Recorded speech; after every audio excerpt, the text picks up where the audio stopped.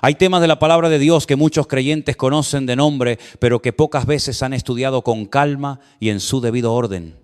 Hemos oído hablar del anticristo, de la marca de la bestia, de las trompetas, de los juicios, de la gran tribulación y de la venida del Señor. Sin embargo, conocer términos aislados no significa comprender el mensaje profético de la Biblia. Y ahí está el peligro. Porque cuando no conocemos el orden de las Escrituras, podemos confundir lo que ya ocurrió con lo que todavía está por cumplirse. Podemos llamar señal a cualquier acontecimiento y terminar viviendo más pendientes del miedo que de Cristo. La profecía bíblica no fue dada para alimentar curiosidad, fue dada para despertar a la iglesia, fue dada para recordarnos que la historia no está caminando sin dirección, que Dios sigue sentado en su trono y que nada de lo que sucede toma al Señor por sorpresa. Si queremos comprender los acontecimientos finales, hay libros que se vuelven indispensables. Daniel nos entrega una estructura profética extraordinaria. Apocalipsis desarrolla muchos de esos acontecimientos con mayor amplitud. Las cartas de Pablo a los tesalonicenses nos ayudan a entender la venida del Señor y Ezequiel aporta elementos importantes relacionados con Israel y con el cumplimiento futuro de las promesas de Dios. Pero antes de hablar de lo que viene, tenemos que comprender dónde comenzó todo. Y para eso debemos detenernos en Daniel capítulo 9. Daniel no estaba viviendo un momento cómodo. Jerusalén había sido destruida. El templo había quedado en ruinas. El pueblo estaba lejos de su tierra. Lo que durante años parecía imposible finalmente había sucedido. Los profetas habían advertido al pueblo, pero muchos no quisieron escuchar. Creyeron que por tener el templo, por tener una historia espiritual y por llamarse pueblo de Dios, estaban protegidos automáticamente de las consecuencias de su desobediencia. Pero una cosa debemos aprender desde el principio: los privilegios espirituales nunca sustituyen la obediencia. Dios es misericordioso, pero también es santo. Daniel comprendió esto. Por eso, mientras se acercaba el tiempo anunciado por Jeremías para el final del cautiverio, no comenzó a presumir de las promesas, comenzó a orar. Confesó, se humilló, reconoció el pecado del pueblo. Y mientras Daniel estaba todavía orando, Gabriel fue enviado con una revelación que marcaría para siempre la comprensión profética de la historia. La palabra fue clara. 70 semanas están determinadas sobre tu pueblo y sobre tu santa ciudad. No se trataba simplemente de 70 semanas comunes de 7 días. Dentro del marco profético explicado en el mensaje de Daniel, esas semanas representan períodos de años. 70 semanas de años conducen a un período total de 490 años. Y aquí comienza algo extraordinario. Dios le está mostrando a Daniel que la historia tiene un calendario. Los imperios parecen decidir, los reyes parecen dominar, los ejércitos parecen escribir el futuro, pero por encima de ellos existe un Dios que conoce el principio y el fin. Daniel recibe una referencia concreta desde la orden para restaurar y reconstruir Jerusalén hasta la llegada del Mesías. Habría 7 semanas y 62 semanas. En total 69 semanas. Quedaba una.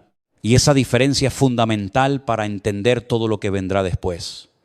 La profecía dirige la mirada hacia Jerusalén, hacia el Mesías y hacia un momento decisivo de la historia de la redención. Daniel no iba a vivir lo suficiente para contemplar personalmente todo aquello, pero Dios le permitió verlo desde lejos. Esto también nos enseña algo sobre la fe. Hay promesas que Dios puede mostrarnos aunque nosotros no lleguemos a contemplar personalmente todo su cumplimiento. Nuestra responsabilidad no consiste en controlar el calendario de Dios, consiste en creer su palabra. Daniel vivió en Babilonia en medio de una cultura completamente distinta, pero no permitió que Babilonia borrara de su corazón las promesas de Dios. Mientras otros podían acostumbrarse al cautiverio, Daniel seguía mirando hacia Jerusalén. Mientras otros construían una vida cómoda lejos de la tierra prometida, Daniel seguía recordando que Dios había hablado. Y tal vez ese sea uno de los grandes peligros de nuestra generación. Acostumbrarnos demasiado a Babilonia, acostumbrarnos a vivir en un mundo que no comparte los valores del reino, acostumbrarnos tanto a lo temporal que olvidemos que somos peregrinos, acostumbrarnos tanto a esta vida que la venida de Cristo termine pareciéndonos un tema lejano, extraño o incluso incómodo. Daniel no permitió que eso sucediera. Su cuerpo estaba en Babilonia, pero su corazón seguía orientado hacia el propósito de Dios. Durante siglos Israel había recibido mandamientos que debían enseñarle a depender del Señor. Entre ellos estaba el descanso de la tierra. Había momentos establecidos para detener la producción y confiar en la provisión divina. Pero el corazón humano siempre tiene dificultades para descansar en Dios.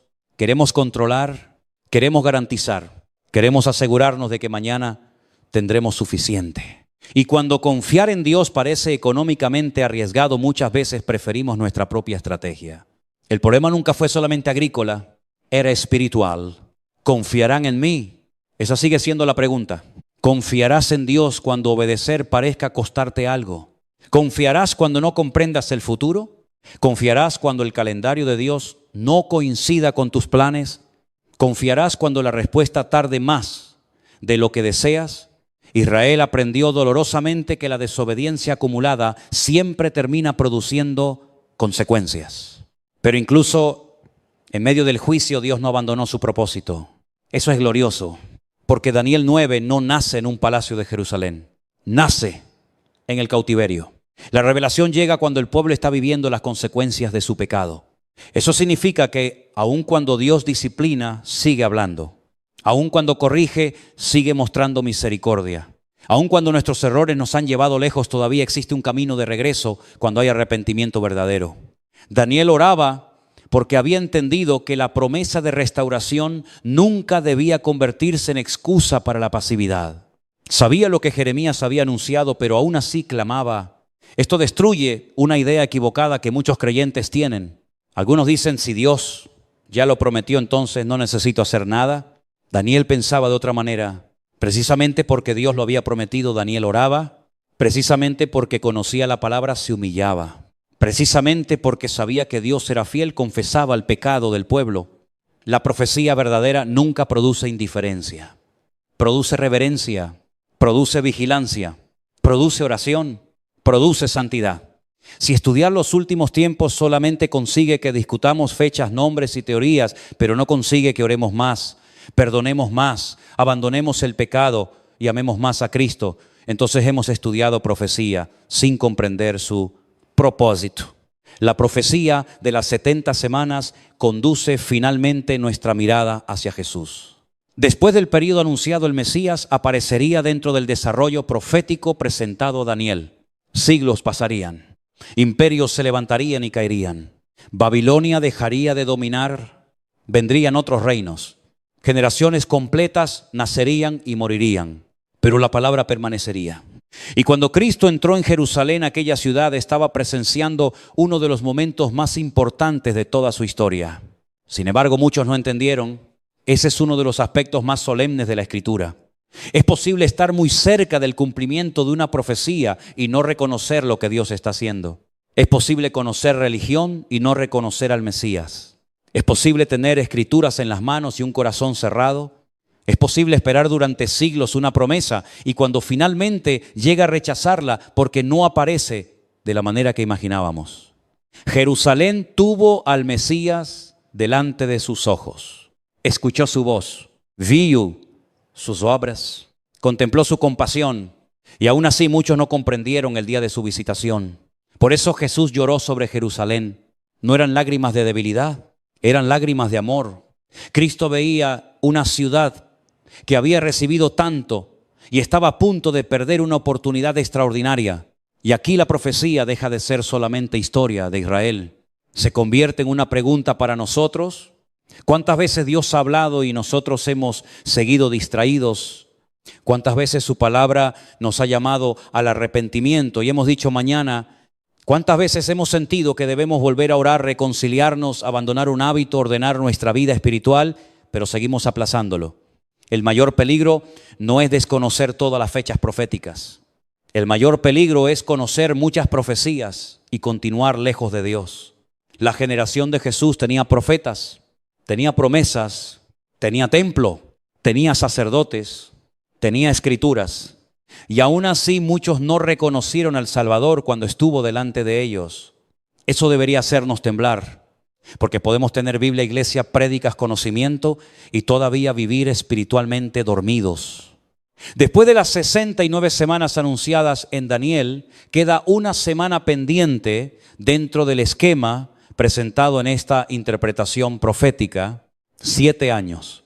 Y entre aquello que ya se cumplió y lo que todavía queda por cumplirse, aparece un período que desde la perspectiva cristiana está profundamente relacionado con la proclamación del Evangelio y con la obra de Dios entre las naciones. Estamos viviendo en un tiempo de gracia, un tiempo en el que el mensaje de Cristo sigue siendo anunciado, un tiempo en el que hombres y mujeres de todas las naciones pueden escuchar que Jesús murió y resucitó. Un tiempo en el que la puerta todavía está abierta, pero no confundas paciencia con indiferencia. Dios es paciente porque quiere salvar. La gracia no significa que la historia nunca llegará a su desenlace. La misericordia de Dios no cancela sus promesas. El hecho de que hayan pasado generaciones no significa que Cristo haya olvidado regresar. Pedro lo explicó, el Señor no tarda su promesa como algunos piensan, sino que es paciente. ¿Sabes qué significa eso?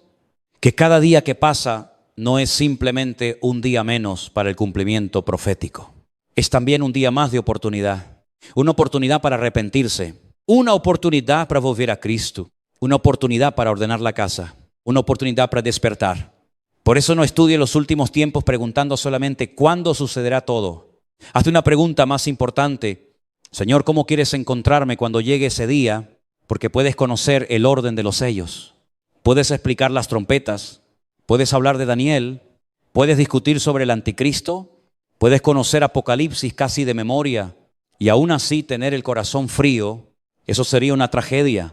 La escatología bíblica no fue escrita para producir cristianos obsesionados con el futuro. Fue escrita para producir creyentes fieles en el presente. Cristianos que sepan que Cristo viene y precisamente por eso viven despiertos. Cristianos que no negocian su fe. Cristianos que no se acostumbran a Babilonia. Cristianos que oran como Daniel. Cristianos que confiesan su pecado, cristianos que aman la verdad, cristianos que pueden mirar un mundo incierto y decir, mi futuro no depende de los imperios, mi futuro está en las manos de Dios. Y antes de entrar en los acontecimientos de esa semana final, antes de hablar de sellos, trompetas, tribulación y del hombre de pecado, debemos establecer esto en nuestro corazón. Dios gobierna la historia. Cristo es el centro de la profecía. Y la pregunta más urgente no es cuánto sabes acerca del fin. La pregunta es si estás preparado para encontrarte con el Señor. Cuando llegamos a esa última semana profética, entramos en una parte de la Escritura que exige humildad.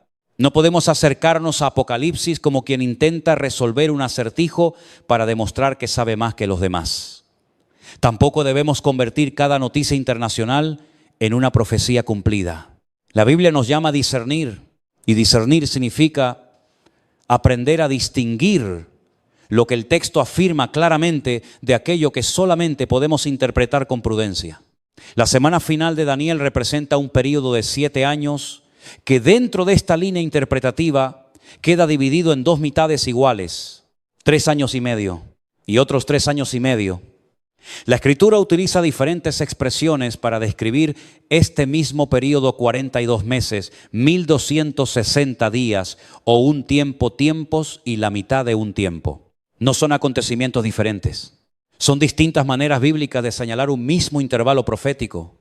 Y comprender esto es importante porque cuando llegamos a Apocalipsis encontramos una sucesión de acontecimientos que si no conocemos este marco pueden parecernos desordenados. Apocalipsis fue escrito con símbolos, con números, con colores, con figuras, con animales, con imágenes que podían ser comprendidas dentro del lenguaje profético de la Escritura. Por eso Daniel y Apocalipsis deben estudiarse juntos. Lo que Daniel contempla desde lejos, Juan lo desarrolla con mayor detalle. Juan está desterrado en Patmos cuando recibe una visión impresionante. Ve un rollo, un documento cerrado con 7 sellos, y nadie parece digno de abrirlo. Juan llora.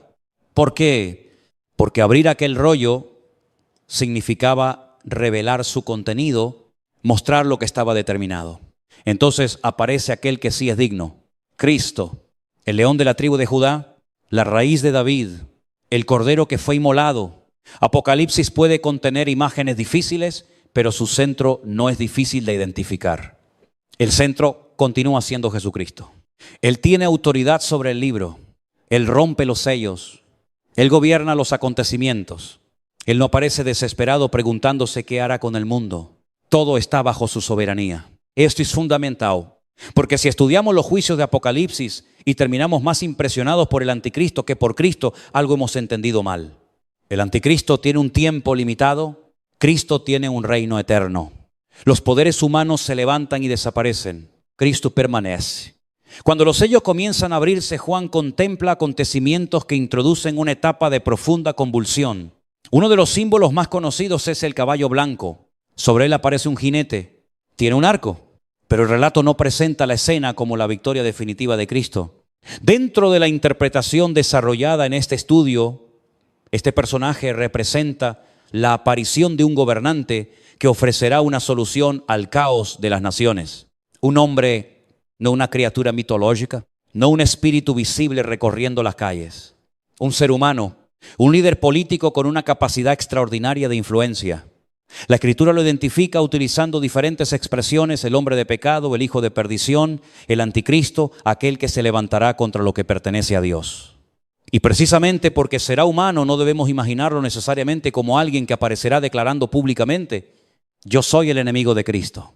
El engaño rara vez comienza mostrando su verdadero rostro.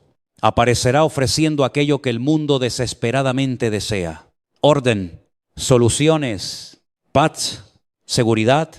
Cuando una sociedad está aterrorizada, acepta cosas que jamás habría aceptado durante tiempos de estabilidad.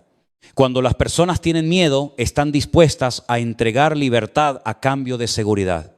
Cuando las naciones no saben cómo resolver sus conflictos, comienzan a buscar una figura suficientemente fuerte para imponer una salida. Por eso el creyente no puede evaluar a un líder solamente por sus palabras. Debe observar sus frutos. Jesús nos enseñó ese principio. No todo aquel que pronuncia palabras agradables viene de Dios. No todo proyecto de paz conduce realmente a la paz. No toda unidad es santa. Existe una unidad producida por el Espíritu de Dios, pero también puede existir una unidad construida alrededor de la rebelión contra Dios. El problema nunca es simplemente que las personas estén juntas. La pregunta es: ¿alrededor de quién se están uniendo? ¿Para qué? ¿Bajo qué autoridad?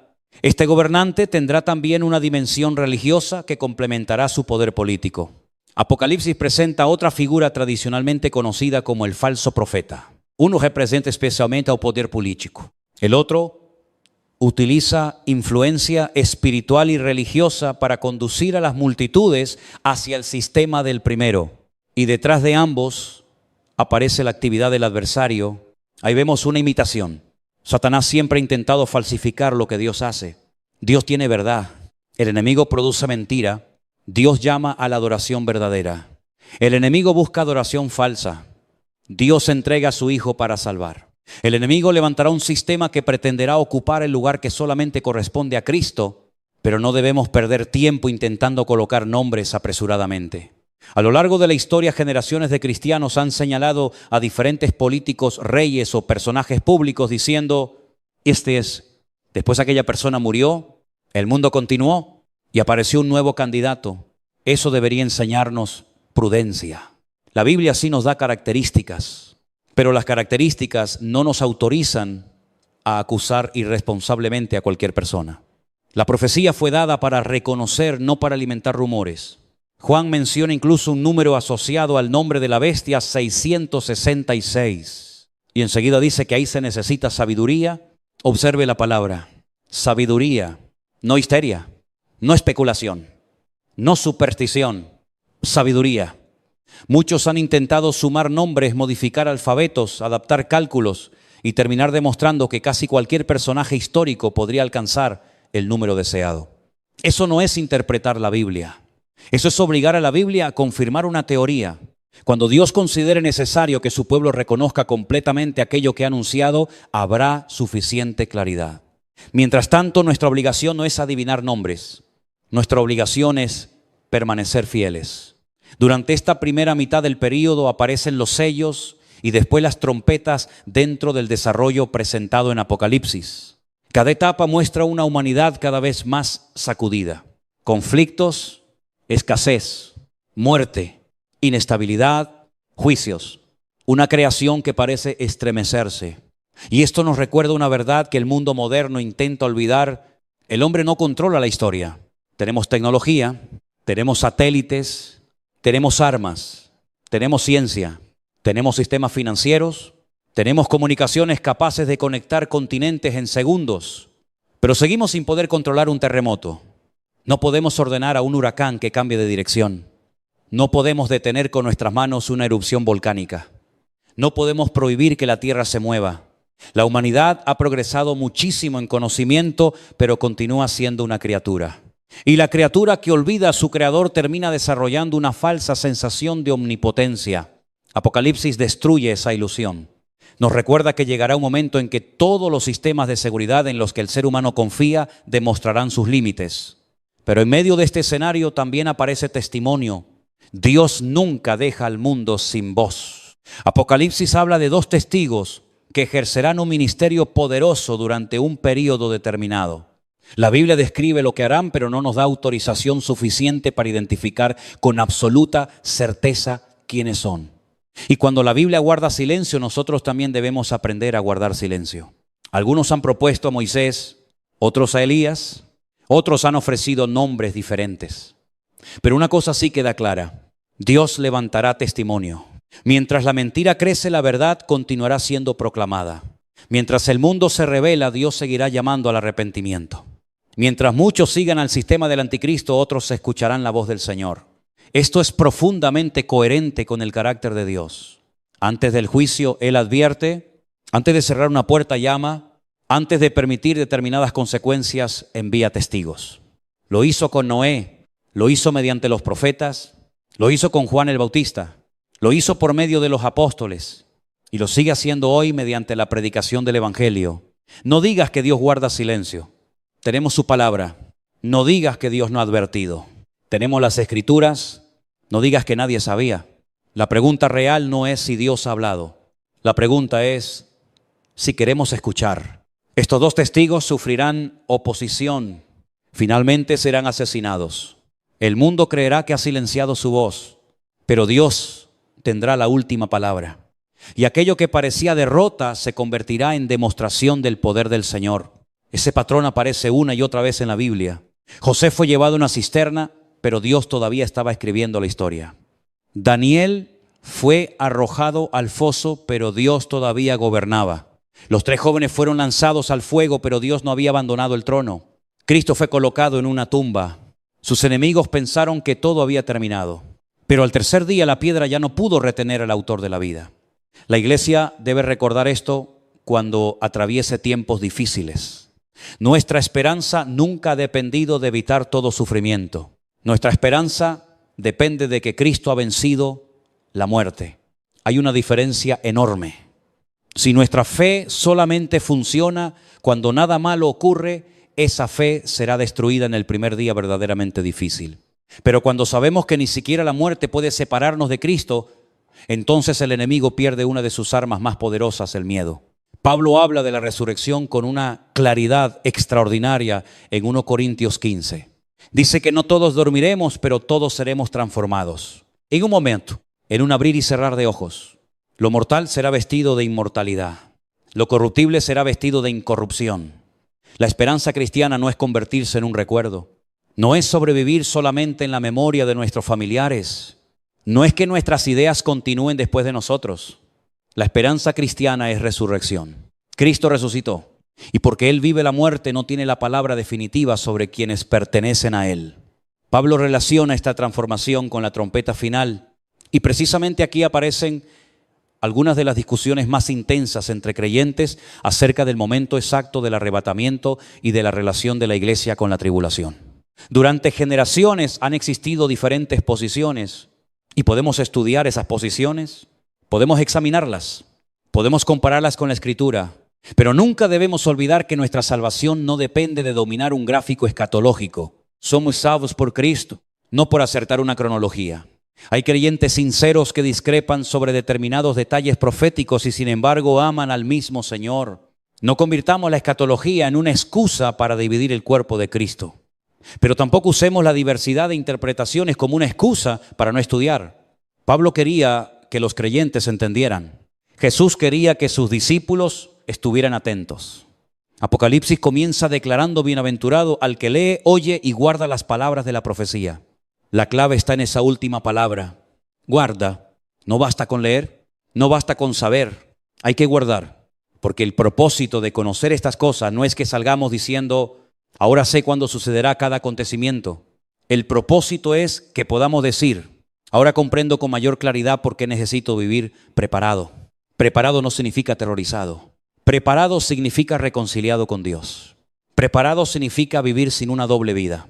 Preparado significa que si Cristo examinara hoy nuestros pensamientos, nuestras conversaciones, nuestras finanzas, nuestras relaciones y nuestras decisiones, no tendríamos que salir corriendo para esconder algo. Preparado significa vivir bajo la gracia, pero también bajo obediencia. Hay personas que solamente quieren estudiar el anticristo, quieren saber dónde nació, qué nacionalidad tendrá, cómo será su nombre, qué sistema utilizará, pero conocen muy poco a Cristo. Eso es un desequilibrio espiritual. Yo prefiero que conozcas perfectamente a Cristo, aunque todavía tengas preguntas sobre el anticristo. Porque cuando conoces la voz del pastor, te resulta más difícil seguir la voz del extraño. Cuando amas la verdad, reconoces mejor la mentira. Cuando permaneces en la palabra, el engaño pierde fuerza. Cuando caminas en la luz, las tinieblas dejan de parecer atractivas. Por eso el estudio de los últimos tiempos debe conducirnos primero hacia una relación más profunda con Jesús. No necesitas vivir mirando cada día quién podría ser el hombre de pecado. Necesitas mirar a Cristo. No necesitas levantarte cada mañana contando cuántos acontecimientos faltan. Necesitas preguntarte si hoy caminarás con Dios. Porque antes de que la profecía sea un calendario, es una llamada. Despierta. No construyas tu vida como si este mundo fuera eterno. No vendas tu conciencia por comodidad. No abandones la verdad cuando la mayoría piense diferente. No permitas que el miedo determine tus decisiones. Y sobre todo no confunda la paciencia de Dios con ausencia. El rey sigue viniendo, la historia sigue avanzando. Y cada acontecimiento anunciado nos recuerda una verdad que ninguna fuerza del mundo podrá impedir. Jesucristo tendrá la última palabra. Hay un momento dentro de esta última semana profética en el que todo cambia de intensidad. La primera mitad ha mostrado engaño, conflicto, juicios, testimonio y una humanidad cada vez más convulsionada. Pero al llegar al punto medio, la Escritura describe un giro todavía más grave. Daniel habló de una interrupción del sacrificio. Jesús habló de una abominación desoladora. Pablo habló de un hombre que pretende ocupar el lugar que pertenece a Dios. Y Apocalipsis desarrolla el alcance de esa rebelión. No estamos simplemente ante un gobernante ambicioso. Estamos ante el intento más descarado del hombre de usurpar la gloria divina.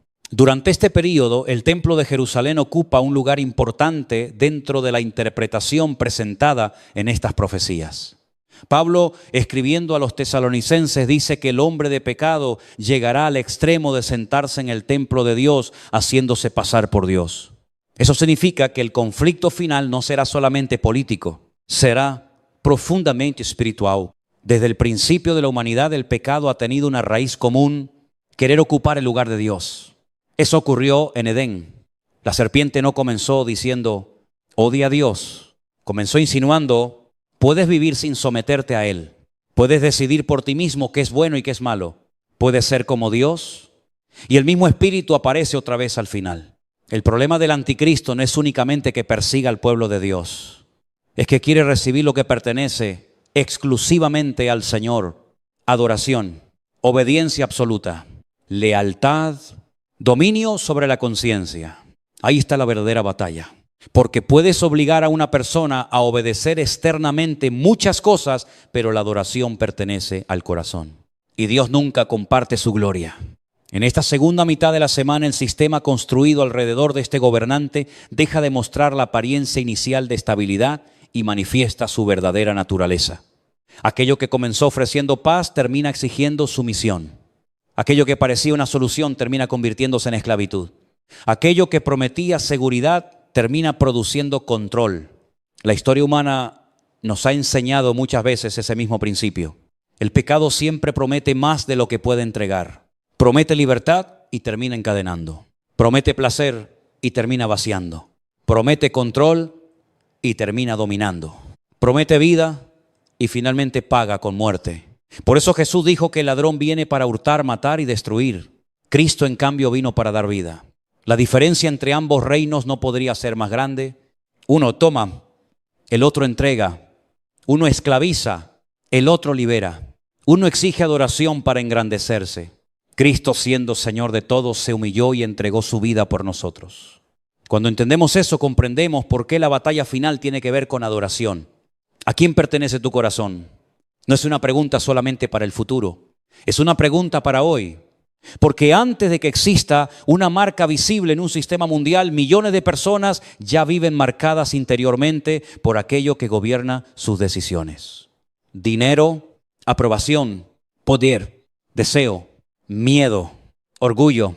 Hay personas que dicen que adoran a Dios, pero basta tocar aquello que verdaderamente aman para descubrir quién ocupa el trono.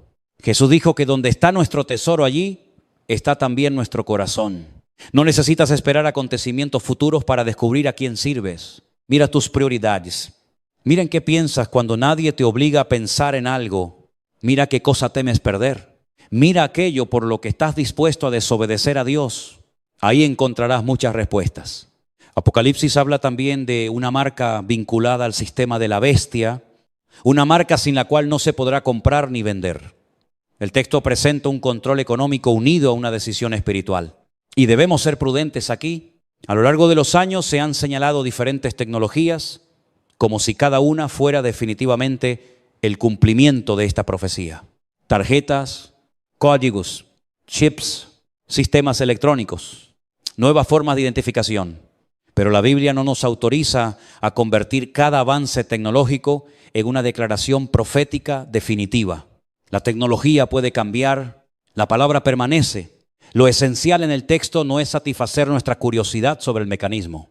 Lo esencial es comprender el conflicto. Llegará un sistema que intentará controlar la vida económica y social de las personas, exigiendo lealtad a una autoridad contraria a Dios. Eso sí es serio, porque entonces obedecer a Cristo tendrá un precio visible. Y aquí aparece una pregunta que la iglesia moderna necesita enfrentar. ¿Seguiremos siendo fieles cuando obedecer nos cueste algo? ¿Es fácil cantar cuando nadie nos amenaza? ¿Es fácil declarar fe cuando tenemos comida sobre la mesa? ¿Es fácil decir que Cristo es primero cuando esa afirmación no afecta nuestra comodidad? Pero ¿qué sucede cuando decir no significa perder oportunidades?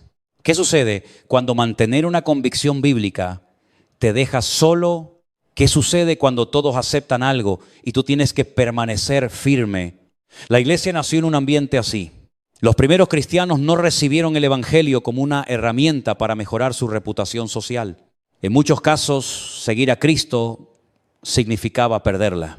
Algunos perdieron bienes, otros perdieron posiciones, otros fueron perseguidos, otros entregaron la vida y aún así confesaban que Jesús era Señor. Ese es el tipo de fe que Apocalipsis vuelve a colocar delante de nosotros. Una fe que persevera, una fe que no vende su conciencia. Una fe que entiende que conservar la vida física a costa de negar a Cristo no es verdadera victoria. Por eso no estudies la marca de la bestia solamente preguntando qué tecnología podría utilizarse. Pregúntate si tu fe resistiría presión. Eso es mucho más importante. La segunda mitad de este periodo también está relacionada dentro del desarrollo de Apocalipsis presentado en el mensaje original con las copas de la ira. El lenguaje se vuelve estremecedor. La creación parece convulsionarse. Hay dolor, hay juicio, hay consecuencias. Y una de las cosas más sorprendentes del texto es que aún después de experimentar calamidades enormes, muchos continúan endureciendo el corazón. No se arrepienten. Blasfeman. Esto debería enseñarnos algo muy serio acerca del pecado. El sufrimiento por sí solo no convierte a nadie. A veces pensamos, si esta persona viviera algo fuerte, entonces buscaría a Dios. No necesariamente. Dos personas pueden atravesar la misma crisis. Una se humilla, la otra se endurece. Una clama, la otra maldice. Una reconoce que necesita misericordia, la otra culpa a Dios. La diferencia está en el corazón. Por eso no esperes una tragedia para acercarte al Señor. No digas, cuando las cosas se pongan difíciles, entonces cambiaré. Tal vez cuando llegue ese momento tu corazón esté más duro que hoy. La voz de Dios debe ser atendida mientras la escuchamos. Si hoy oyeréis su voz, no endurezcáis vuestro corazón. Hoy, no mañana, no cuando aparezca una señal, no cuando la economía se derrumbe, no cuando una enfermedad llegue, no cuando todos hablen del fin.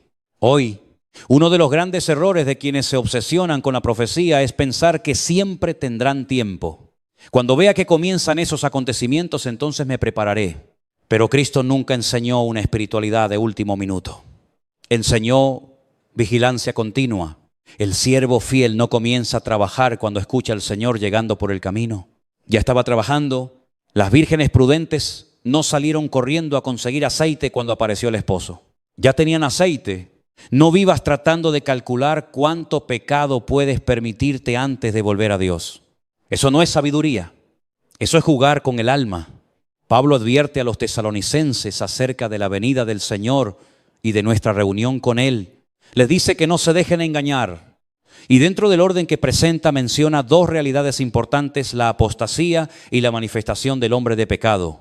La palabra apostasía apunta a un abandono, una rebelión, un alejamiento. Y cuando observamos el principio espiritual detrás de esa advertencia, entendemos que el problema no comienza afuera. Comienza cuando el corazón deja de amar la verdad. Una persona puede continuar entrando en una iglesia y sin embargo estar alejándose de Dios. Puede seguir cantando, puede seguir ocupando una silla, puede conservar vocabulario cristiano, pero interiormente ya ha comenzado a negociar aquello que antes defendía. Primero deja de orar, después la Biblia le parece pesada, después el pecado comienza a parecer menos grave, después las convicciones le incomodan, después busca maestros que le digan exactamente lo que desea escuchar y finalmente termina llamando exageración a lo que antes llamaba verdad. Así funciona muchas veces la apostasía. No siempre comienza con una declaración pública, ya no creo. A veces comienza con pequeñas concesiones. Por eso debemos cuidar el corazón. La Escritura advierte que llegará un tiempo de gran deterioro moral y espiritual. Lo malo será presentado como bueno, lo bueno será ridiculizado. Los límites establecidos por Dios serán tratados como obstáculos para la libertad. Y el creyente tendrá que decidir si sus convicciones dependen de la palabra o de la opinión de la mayoría. Pero debemos tener cuidado de no convertir este tema en una excusa para despreciar personas. La iglesia no fue llamada a odiar al mundo, fue llamada a predicarle. No fuimos enviados para burlarnos del pecador, fuimos enviados a mostrarle a Cristo. La verdad sin amor se convierte fácilmente en arrogancia. El amor sin verdad termina convirtiéndose en engaño. Jesús tenía ambos, gracia y verdad. Podía mirar a una persona rota por el pecado y decirle: yo tampoco te condeno, pero añadía: no peques más. Eso es evangelio. No justificar la esclavitud, no destruir al esclavo, sino romper las cadenas y llamar una vida nueva. Y antes de mirar el deterioro moral del mundo, la iglesia debe examinarse, porque es muy fácil señalar afuera. Pero Pablo también advirtió que vendrían tiempos en los que personas conservarían apariencia de piedad mientras negaban su poder. A Dios le preocupa la corrupción en el mundo, pero también le preocupa la corrupción dentro de su casa. No sirve denunciar la inmoralidad de una sociedad mientras toleramos inmoralidad escondida entre nosotros. No sirve hablar del anticristo mientras vivimos con mentira. No sirve hablar del 666 mientras nuestro corazón pertenece al dinero. No sirve condenar sistemas corruptos mientras nosotros engañamos en nuestros negocios. No sirve hablar de apostasía mientras hemos abandonado la oración. El juicio comienza por la casa de Dios. La profecía primero debe examinarnos a nosotros. ¿Qué clase de iglesia debe existir cuando el mundo se vuelve más oscuro? ¿Una iglesia más luminosa? No una iglesia más parecida al mundo para ser aceptada por Él. Una iglesia más parecida a Cristo. Una iglesia humilde, santa, compasiva, valiente. Una iglesia que no tenga miedo de llamar pecado al pecado, pero que tampoco olvide que fue salvada por gracia. Una iglesia que no se crea superior a nadie. Una iglesia que diga: si no fuera por la misericordia de Dios, también nosotros estaríamos perdidos. Y justamente por eso anunciamos a Cristo. No para demostrar que somos mejores, sino porque hemos encontrado al Salvador. Hay otra cosa que Pablo deja clara. El hombre de pecado se levantará contra aquello que es llamado Dios y procurará colocarse en una posición de adoración. Esto muestra nuevamente que la gran crisis final será una crisis de autoridad. ¿Quién tiene derecho a decirte cómo vivir? Dios, el Estado, la cultura, tu propio deseo. El mundo moderno dice: nadie puede decirme qué hacer. Pero inmediatamente después permite que modas, algoritmos, ideologías, publicidad y presión social determinen cómo pensar, vestir, consumir y vivir. El ser humano dice que quiere ser libre de Dios y termina sometiéndose a cualquier otra voz. La verdadera libertad no consiste en no tener Señor, consiste en pertenecer al Señor correcto. Jesús no vino a destruir tu libertad, vino a liberarte del pecado que te esclaviza. Por eso, mientras el espíritu del mundo dice, haz lo que quieras, Cristo dice, sígueme. Mientras el pecado dice, sirve a tus deseos, Cristo dice, niégate a ti mismo, toma tu cruz. Una voz parece más fácil, pero solamente una conduce a la vida. La Escritura también muestra que este período final culminará en una confrontación tremenda alrededor de Jerusalén. Las naciones se reunirán, la presión contra Israel llegará a un punto extremo. Y aquello que parece una victoria final de las fuerzas humanas terminará mostrando que ningún ejército puede derrotar el propósito de Dios. La historia no termina con el anticristo sentado en un trono, no termina con la marca, no termina con las copas, no termina con la persecución, termina con Cristo.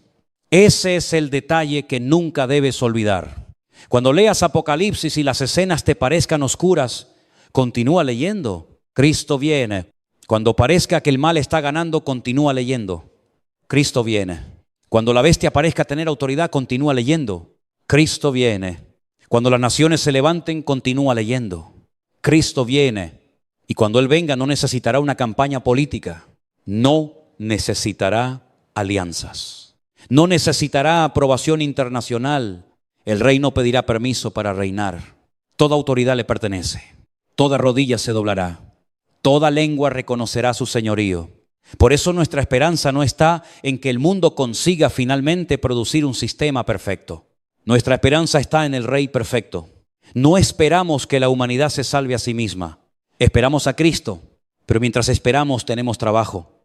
Predicar, servir, amar, perdonar, vivir en santidad, ayudar al necesitado, enseñar la verdad, criar a nuestros hijos en el temor del Señor, ser fieles en el matrimonio, ser honestos en el trabajo, compartir el evangelio, porque esperar a Cristo no significa sentarse mirando el cielo, significa vivir de tal manera que cuando Él venga nos encuentre haciendo lo que nos mandó.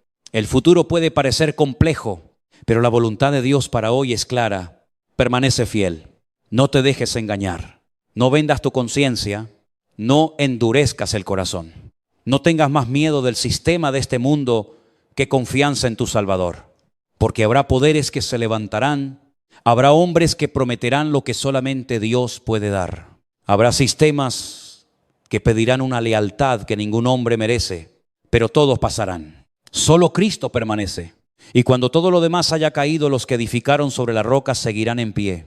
Cuando la segunda mitad de este periodo alcance su punto más intenso, la presión sobre Jerusalén, sobre Israel y sobre quienes permanezcan fieles a Dios será enorme. La Escritura presenta un escenario de conflicto, persecución, engaño y rebelión espiritual que finalmente conduce a una gran confrontación. Pero debemos entender algo antes de seguir. La profecía no fue escrita para glorificar la destrucción. Fue escrita para mostrar hasta dónde puede llegar una humanidad que insiste en vivir separada de Dios. El pecado nunca permanece pequeño. Comienza como una decisión. Después se convierte en hábito. El hábito se transforma en carácter. El carácter termina construyendo sistemas.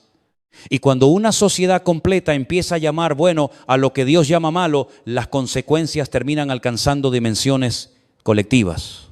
Por eso Apocalipsis no presenta solamente pecados individuales, presenta estructuras humanas enteras entregadas a la rebelión. Poder político, poder económico, poder religioso, todo puede convertirse en instrumento de opresión cuando el hombre elimina a Dios del centro. Y llegará un momento en el que el gobernante representado en estas profecías intentará establecer un control que alcanzará incluso la adoración. Aquello que comenzó como liderazgo terminará reclamando una autoridad que no le pertenece. Ese es siempre el destino de la soberbia. ¿Quiere más? Nunca dice, ya tengo suficiente. El orgullo siempre necesita un trono más alto. Por eso Satanás no se conformó con la posición que tenía. Por eso el hombre de pecado tampoco se conformará con gobernar. Querrá ser reconocido como aquello que no es. Dios, Y cuando alguien exige para sí lo que pertenece a Dios, el creyente tiene que saber dónde termina la obediencia humana. La Biblia enseña respeto a las autoridades, enseña orden, enseña responsabilidad, pero ninguna autoridad humana puede ocupar el lugar del Señor. Cuando obedecer al hombre significa desobedecer a Dios, la respuesta de los apóstoles sigue siendo válida. Es necesario obedecer a Dios antes que a los hombres. Eso costará caro. Y ahí donde la fe dejará de ser teoría. Muchos cristianos dicen, yo nunca negaría al Señor. Pedro también lo dijo, con mucha seguridad, con mucha emoción. Incluso estaba dispuesto a discutir con cualquiera que dudara de su fidelidad. Pero cuando llegó la presión real, descubrió que conocerse a uno mismo es más difícil de lo que parece.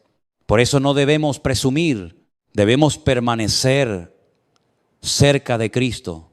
La fortaleza espiritual no se improvisa durante la crisis, se forma antes, en la oración que nadie ve, en la obediencia cotidiana, en el dominio propio, en esas pequeñas decisiones donde eliges decir la verdad, aunque mentir sea más fácil. En la manera en que administras lo que Dios te ha dado, en lo que haces cuando nadie te está observando.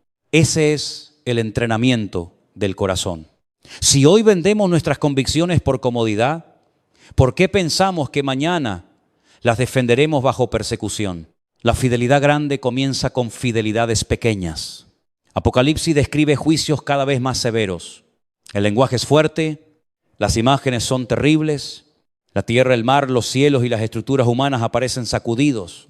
En algunos casos el lenguaje es simbólico. En otros el mensaje original insiste en entender determinados acontecimientos de manera literal. Pero cualquiera que sea la manera exacta en la que algunas imágenes se cumplan el punto central, permanece, la creación entera será estremecida. El ser humano descubrirá que no tiene el control que pensaba tener. Nos hemos acostumbrado a hablar como si el planeta nos perteneciera. Extraemos, construimos, destruimos, contaminamos, explotamos, decidimos y pensamos que la tierra siempre responderá como deseamos. Pero la creación no es Dios, ni nosotros tampoco. La Biblia presenta una creación que gime, una tierra afectada por las consecuencias del pecado. Y Jesús habló de dolores que aumentarían como dolores de parto. Esa figura es importante. Los dolores de parto no llegan una sola vez. Vienen, se detienen, regresan y a medida que se acerca el momento aumentan en intensidad y frecuencia. La imagen no fue dada para que cada terremoto, cada tormenta se conviertan automáticamente en una fecha profética. Fue dada para recordarnos que la historia avanza hacia un desenlace. Y cuando contemplamos una catástrofe natural, la respuesta cristiana no debería ser alegrarnos diciendo, una señal más. Debería ser compasión, oración, ayuda y también humildad. Porque en segundos podemos descubrir cuán frágiles somos. Una ciudad puede tardar décadas en construirse y ser destruida en minutos. Una economía puede parecer fuerte y entrar en crisis en pocas semanas. Una nación puede sentirse segura y despertar un día en guerra. El hombre construye con sensación de permanencia. Pero Santiago dijo que nuestra vida es como neblina. Aparece por un poco de tiempo, después desaparece. Entonces debemos vivir aterrorizados. No, debemos vivir conscientes. Existe una diferencia enorme entre miedo y vigilancia. El miedo paraliza, la vigilancia prepara. El miedo mira al futuro y dice, todo está perdido. La fe mira al futuro y dice, Dios sigue gobernando. Eso no significa negar el sufrimiento. Significa saber quién tiene la última palabra. El mensaje original habla también de una enorme confrontación final asociada con Armagedón. Las naciones se reúnen. Jerusalén se convierte en el centro del conflicto. La presión alcanza su máximo nivel. Desde la perspectiva humana parecerá que todo está preparado para la destrucción final. Pero entonces ocurre aquello que los poderes del mundo no pueden impedir. Cristo interviene. Esa es la esperanza que atraviesa toda la profecía. El Señor no viene derrotado, no viene negociando, no viene intentando recuperar un reino que perdió. Viene como rey. Aquellos que pensaban que podían eliminar para siempre el propósito de Dios descubrirán que la historia nunca estuvo verdaderamente en sus manos.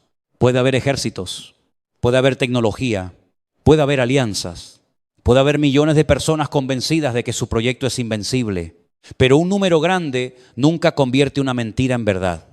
Si todo el mundo se pone de acuerdo contra Dios, Dios continúa teniendo razón. Eso es algo que la iglesia necesita recordar, especialmente cuando nuestras convicciones se vuelven minoritarias. No midas la verdad por encuestas, no midas la verdad por tendencias, no midas la verdad por cuántas personas aplauden. La verdad no necesita mayoría para seguir siendo verdad. Cristo dijo, yo soy la verdad, y Él no cambia cuando cambia la cultura. Después de este periodo de tribulación y de la confrontación final, el mensaje entra en otra etapa de la profecía, el reino milenial. Un periodo que dentro de esta interpretación es entendido de manera literal, 1000 años. Cristo gobernando, Jerusalén ocupando un lugar central, Satanás restringido y aquellos que pertenecen al Señor reinando con Él. Pocas cosas muestran mejor la diferencia entre el reino del hombre y el reino de Cristo. El hombre promete paz y produce guerra. Cristo trae paz verdadera.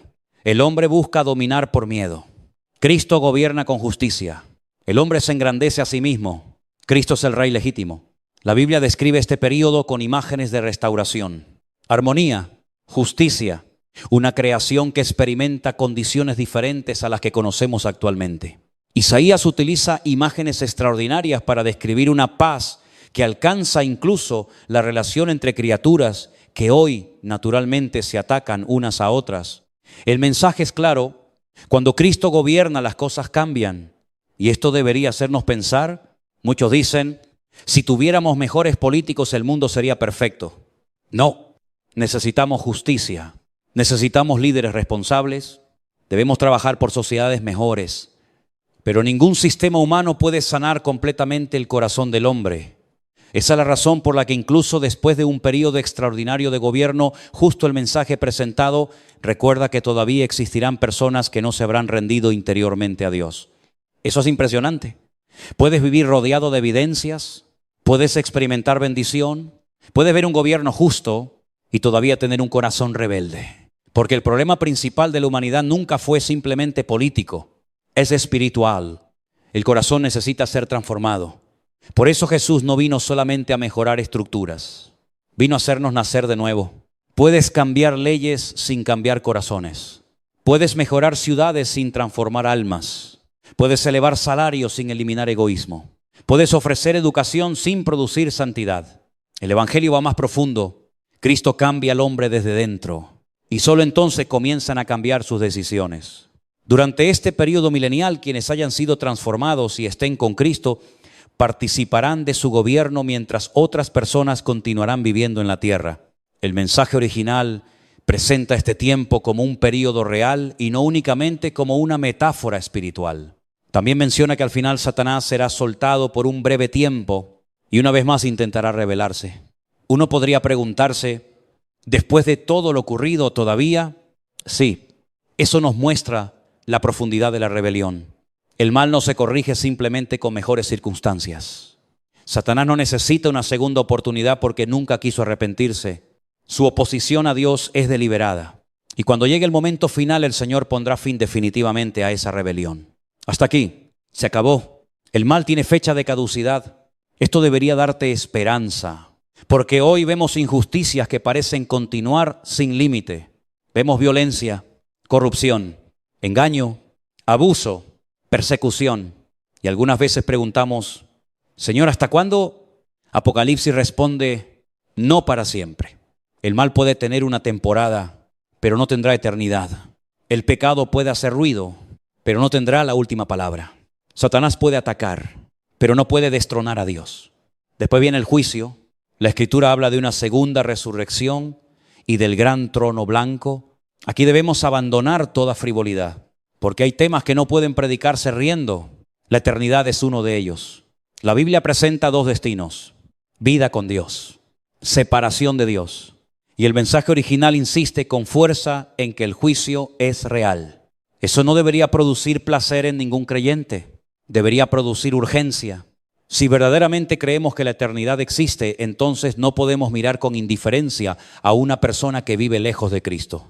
No podemos odiarla, tenemos que amarla lo suficiente como para decirle la verdad. Pero decir la verdad no significa gritar condenación desde una posición de superioridad. Significa extender la misma gracia que nosotros recibimos. Nosotros también necesitábamos perdón.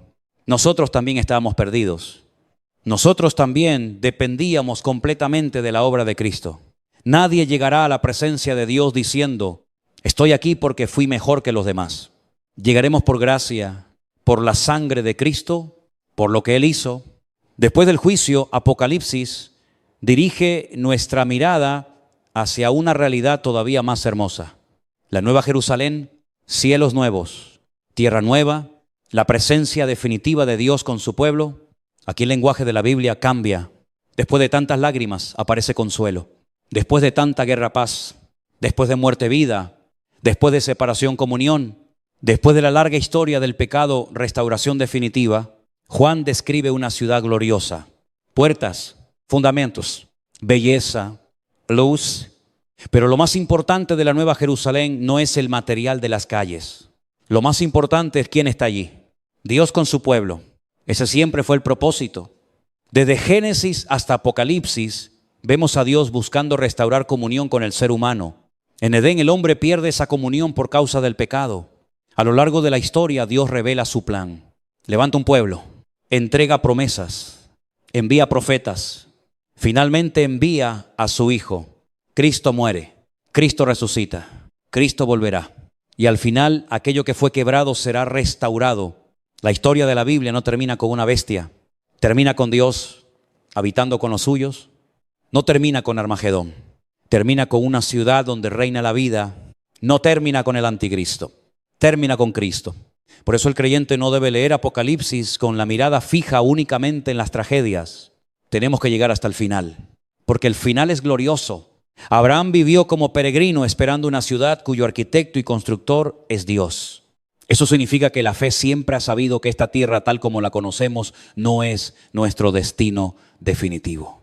Tenemos casas, trabajos, familias, proyectos, responsabilidades y debemos cuidarlos, pero no debemos convertirlos en nuestro Dios. Todo aquí es temporal, hasta nuestros cuerpos actuales son temporales. Por eso Pablo podía hablar de transformación, de incorrupción, de inmortalidad. El cristianismo no promete simplemente mejorar un poco esta vida, promete vida eterna en Cristo. Y cuando esa esperanza se vuelve real dentro de nosotros, cambia la manera en que vivimos ahora. Ya no necesitas acumular como si fueras a quedarte aquí para siempre. Ya no necesitas ganar todas las discusiones. Ya no necesitas demostrar tu importancia. Ya no necesitas vender tu conciencia para subir un escalón más. Sabes que tu verdadero tesoro está en otro lugar. Pero cuidado, hablar de eternidad no significa despreciar el presente. Precisamente porque sabemos que el tiempo es limitado, cada día adquiere más valor. Cada conversación importa. Cada oportunidad para perdonar importa. Cada ocasión para predicar a Cristo importa. Cada día que tienes con tus hijos importa. Cada posibilidad de reconciliarte importa. Cada mañana en la que puedes abrir la Biblia importa, porque llegará un día en el que ya no habrá preparación. Habrá cumplimiento. Entonces cuando estudiemos la gran tribulación, Armagedón, el milenio, el juicio y la Nueva Jerusalén, no nos quedemos solamente haciendo esquemas. Deja que la profecía te haga una pregunta. ¿Dónde está tu corazón? Porque puedes saber en qué lugar del gráfico aparece el milenio y no saber dónde está Cristo en tu vida. Puedes explicar 2 resurrecciones y continuar espiritualmente muerto. Puedes hablar de la Nueva Jerusalén mientras tu corazón sigue enamorado de Babilonia. Eso no sirve. La profecía debe empujarnos hacia Jesús. Debe hacer que levantemos la mirada y digamos, Señor, si todo esto es verdadero, quiero vivir para aquello que permanece. Y eso significa vivir hoy con los ojos puestos en la eternidad. Después de contemplar el desenlace de la historia, surge inevitablemente una pregunta. ¿Cuándo comienza todo? Porque hablar de la tribulación del hombre de pecado, del regreso de Cristo, del milenio y de la eternidad, puede despertar interés. Pero el creyente necesita algo más que interés. Necesita discernimiento. Necesita saber qué señales observar sin caer en especulaciones. Necesita aprender a vivir preparado sin convertirse en esclavo del miedo. Y cuando regresamos a las Escrituras encontramos elementos que nos ayudan a comprender por qué Jerusalén vuelve a ocupar un lugar tan importante dentro del escenario profético presentado en este estudio. Uno de ellos es el templo. Segunda de Tesalonicenses capítulo 2 contiene una declaración que no podemos ignorar. Pablo habla de la venida de nuestro Señor Jesucristo y de nuestra reunión con Él. Y enseguida advierte, no os dejéis engañar. Esa frase debería llamar nuestra atención, porque significa que alrededor de los acontecimientos finales habrá confusión. Habrá voces, habrá interpretaciones, habrá gente asegurando que sabe lo que Dios nunca dijo. Habrá quienes conviertan cada crisis en una fecha. Y habrá otros que, cansados de las exageraciones, decidirán no estudiar nada. Ambos extremos son peligrosos. No debemos vivir obsesionados, pero tampoco dormidos. Pablo presenta ciertos acontecimientos relacionados con ese período y menciona la manifestación del hombre de pecado. Dice que este personaje llegará a levantarse contra Dios hasta el punto de colocarse en una posición de adoración vinculada al templo. Aquí aparece una pregunta lógica. Si el texto habla de un templo en el que este hombre llevará a cabo semejante acto, ¿qué implica esto para el escenario futuro? Dentro de la interpretación desarrollada en este estudio implica una restauración del templo en Jerusalén. Y por eso el tema de Jerusalén no es secundario. Durante siglos esa ciudad ha concentrado historia, conflicto, religión, promesas y esperanzas. Para muchos judíos el templo no es simplemente un edificio antiguo. Representa identidad, memoria, adoración, una parte esencial de su historia nacional y religiosa. Por eso existen grupos que mantienen vivo el interés por una futura restauración del culto del templo. Pero nosotros no debemos mirar esos acontecimientos con curiosidad turística. Tenemos que mirar las Escrituras, porque el templo no es importante solamente por sus piedras.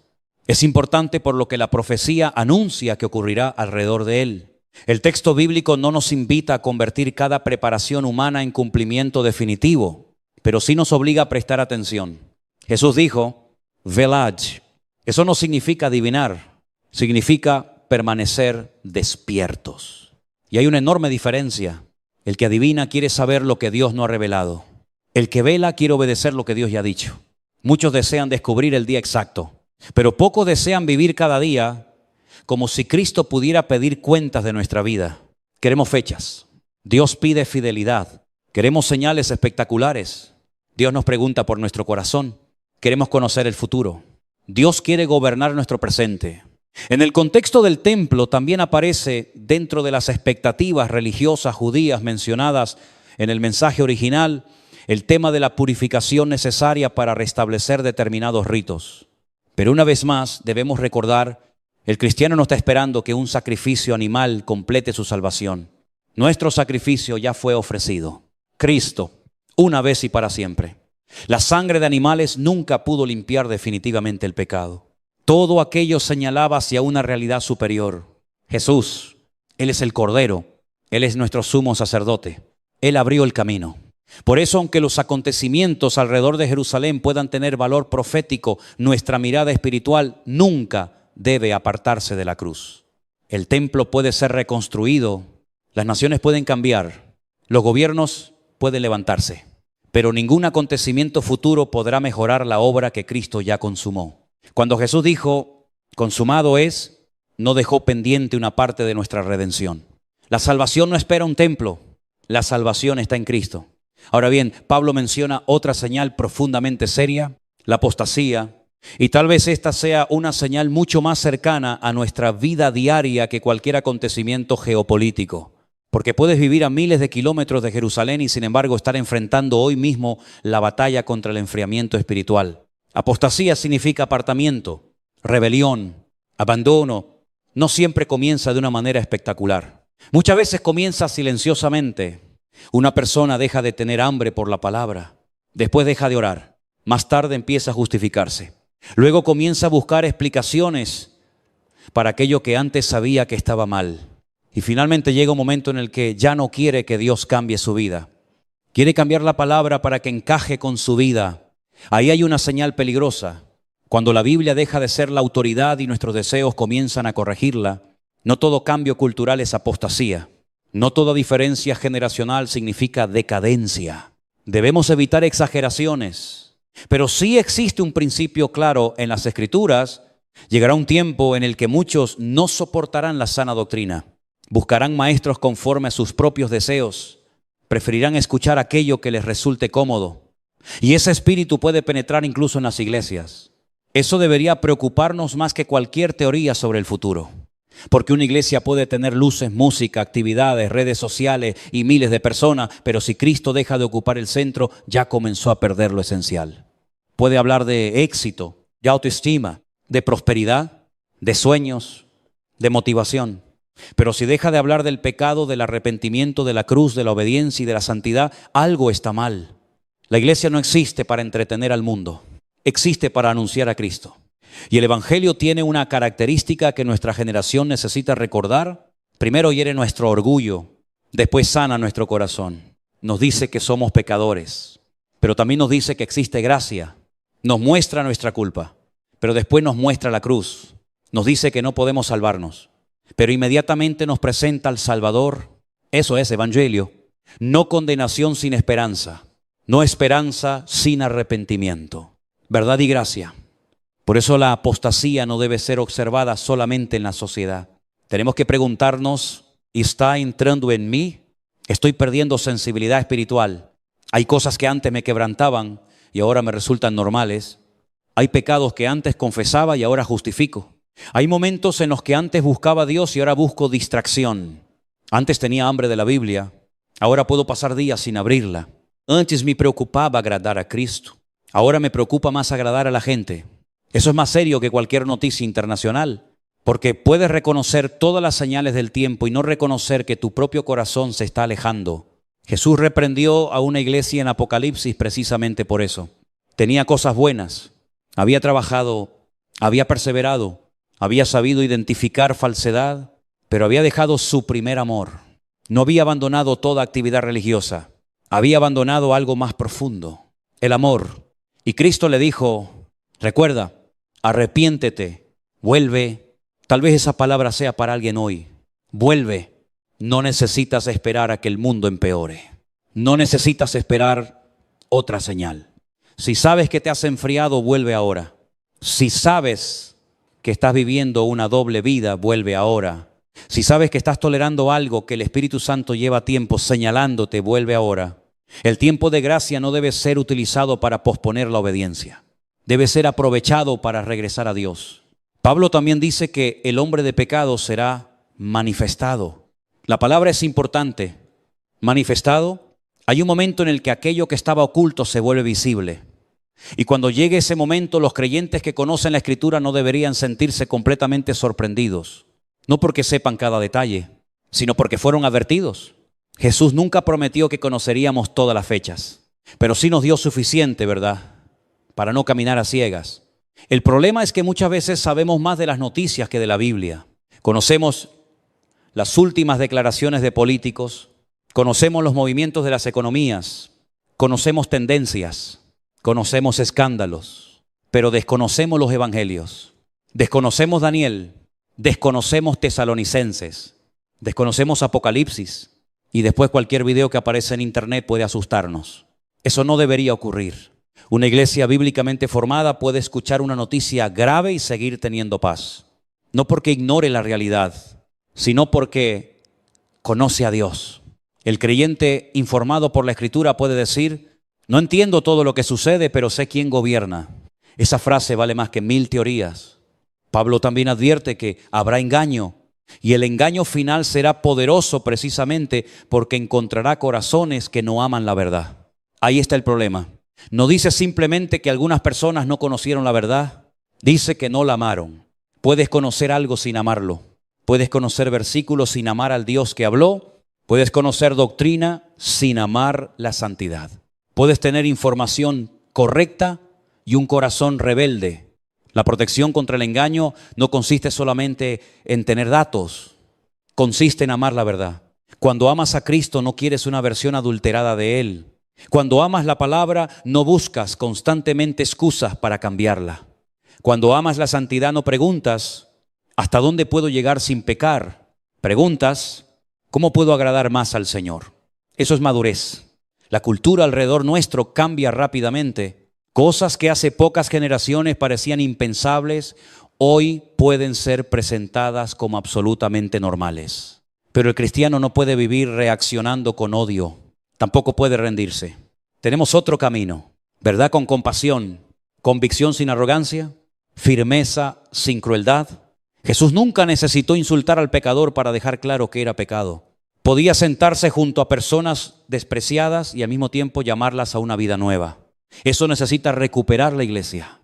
No tenemos permiso para cambiar lo que Dios llama pecado, pero tampoco tenemos permiso para olvidar que el pecador es una persona por la que Cristo murió. La batalla no es contra carne y sangre.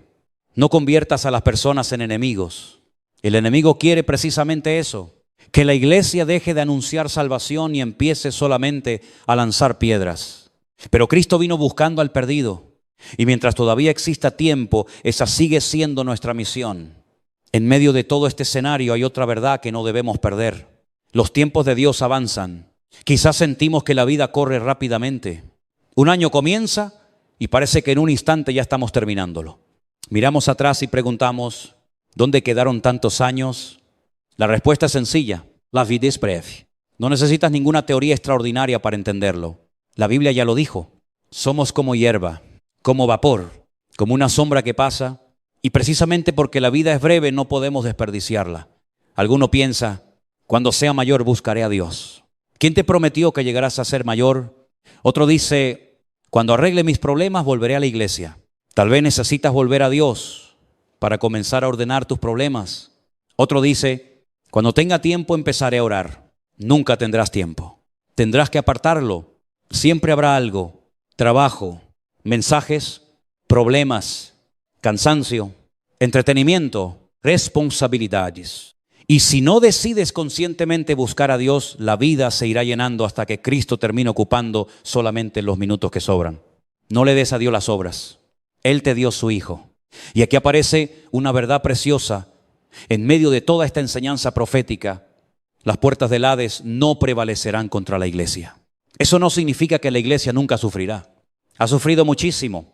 Cristianos han sido perseguidos, encarcelados, despreciados, martirizados. Pero la iglesia sigue aquí. Imperios que intentaron destruirla desaparecieron. Gobernantes que prohibieron el evangelio murieron. Ideologías que aseguraban que la fe cristiana desaparecería pasaron. Y Cristo continúa salvando. La iglesia no permanece porque sea fuerte en sí misma. Permanece porque pertenece a Cristo. Él dijo, ¿edificaré mi iglesia? No dijo, tal vez pueda edificarla si las circunstancias ayudan. Dijo, edificaré, esa es nuestra seguridad. El enemigo puede atacar, puede tentar, puede perseguir, puede intentar dividir, pero no puede cancelar el propósito de Dios. Ahora bien, eso no significa que nosotros debamos vivir descuidados. Pedro advierte que nuestro adversario anda buscando a quien devorar. Por eso debemos permanecer sobrios, atentos, firmes en la fe. No juegues con aquello que sabes que puede destruirte. Hay personas orando para que Satanás se aleje mientras mantienen abiertas todas las puertas por donde entra la tentación. No funciona así. Si sabes que una conversación te arrastra al pecado, córtala. Si sabes que determinada relación te aparta de Dios, establece límites. Si sabes que cierto contenido alimenta deseos que estás intentando vencer, no lo consumas. No llames guerra espiritual a aquello que simplemente necesita obediencia. Hay batallas que se ganan orando y hay batallas que después de orar se ganan huyendo. José salió corriendo, no negoció con la tentación. No dijo, voy a quedarme aquí para demostrar cuánto dominio propio tengo. Fui yo. Eso también es espiritualidad. La gran batalla del futuro será real. Pero hoy tú tienes batallas pequeñas que están formando tu carácter para mañana. Gánalos, no con tus fuerzas, con Cristo. Si caes, levántate. Si pecas, confiesa. Si te has enfriado, vuelve. Si estás cansado, busca al Señor. No permitas que la vergüenza te mantenga lejos de aquel que puede restaurarte. El enemigo quiere convencerte de que porque fallaste ya no puedes volver. El Evangelio dice lo contrario. Tenemos abogado, tenemos gracia, tenemos perdón, pero la gracia nunca fue permiso para continuar igual. La gracia nos levanta para caminar en una vida nueva. Y si alguna verdad debe quedar grabada mientras estudiamos el comienzo de los acontecimientos finales, es esta. No necesitas conocer el día para estar preparado. No necesitas conocer la hora para ser fiel. No necesitas saber el nombre del anticristo para amar a Cristo. No necesitas resolver todos los símbolos de Apocalipsis para vivir en santidad. necesitas despertar, porque Cristo vendrá. No sabemos el día, no sabemos la hora, pero sabemos quién viene. Y cuando conoces al que viene, esperar deja de ser terror. Se convierte en esperanza. Cuando hablamos de acontecimientos finales, surge una inquietud muy humana. ¿Y nosotros qué? ¿Qué ocurrirá con nuestra nación? ¿Qué pasará con nuestra familia? ¿Hasta dónde llegará la crisis? Habrá lugares más afectados que otros. La Biblia coloca el centro de muchas profecías en Israel, Jerusalén, Oriente Medio y las naciones relacionadas con ese escenario. Pero vivimos en un mundo tan conectado que resulta difícil imaginar una crisis profunda en una región importante sin consecuencias mucho más amplias. Una guerra puede comenzar a miles de kilómetros de tu casa y terminar afectando el precio de tu comida. Un conflicto puede interrumpir rutas comerciales. Una crisis energética puede alcanzar países que nunca participaron directamente en la batalla. Una mala cosecha en una región puede alterar mercados al otro lado del planeta. Ese es el mundo en el que vivimos. Estamos conectados y por eso la iglesia debe prepararse espiritualmente para comprender algo. Nuestra seguridad nunca estuvo en que nuestro país quedara fuera del mapa de una crisis. Nuestra seguridad está en Dios. Eso no significa vivir despreocupadamente. La fe bíblica no es irresponsable. José fue avisado acerca de años de hambre y preparó alimento. No dijo, como Dios está conmigo, no necesito hacer nada. No. Oru. Escuchó, administró, preparó. Y cuando llegó la crisis, aquello que había sido preparado terminó sirviendo para preservar vidas. Existe una diferencia entre prepararse con sabiduría y vivir esclavo del miedo. La prudencia dice, administraré bien lo que Dios me entrega. El miedo dice, si no acumulo todo lo posible, moriré. La prudencia piensa también en el prójimo. El miedo solamente piensa en sí mismo. Y es posible que en tiempos difíciles la iglesia necesite recuperar algo que el mundo moderno nos ha hecho olvidar, la comunidad. Tal vez llegue un momento en el que un hermano tenga arroz y otro tenga otra cosa. Uno tendrá un recurso, otro tendrá una necesidad. Y entonces descubriremos nuevamente el significado de ser cuerpo. La iglesia del libro de Hechos entendía esto. No eran simplemente personas que se encontraban algunas horas por semana. Eran familia espiritual. Se cuidaban, compartían, oraban, sostenían a quienes atravesaban necesidad. Eso no significa promover irresponsabilidad ni dependencia. Significa recordar que el cristianismo nunca fue diseñado como una aventura individual.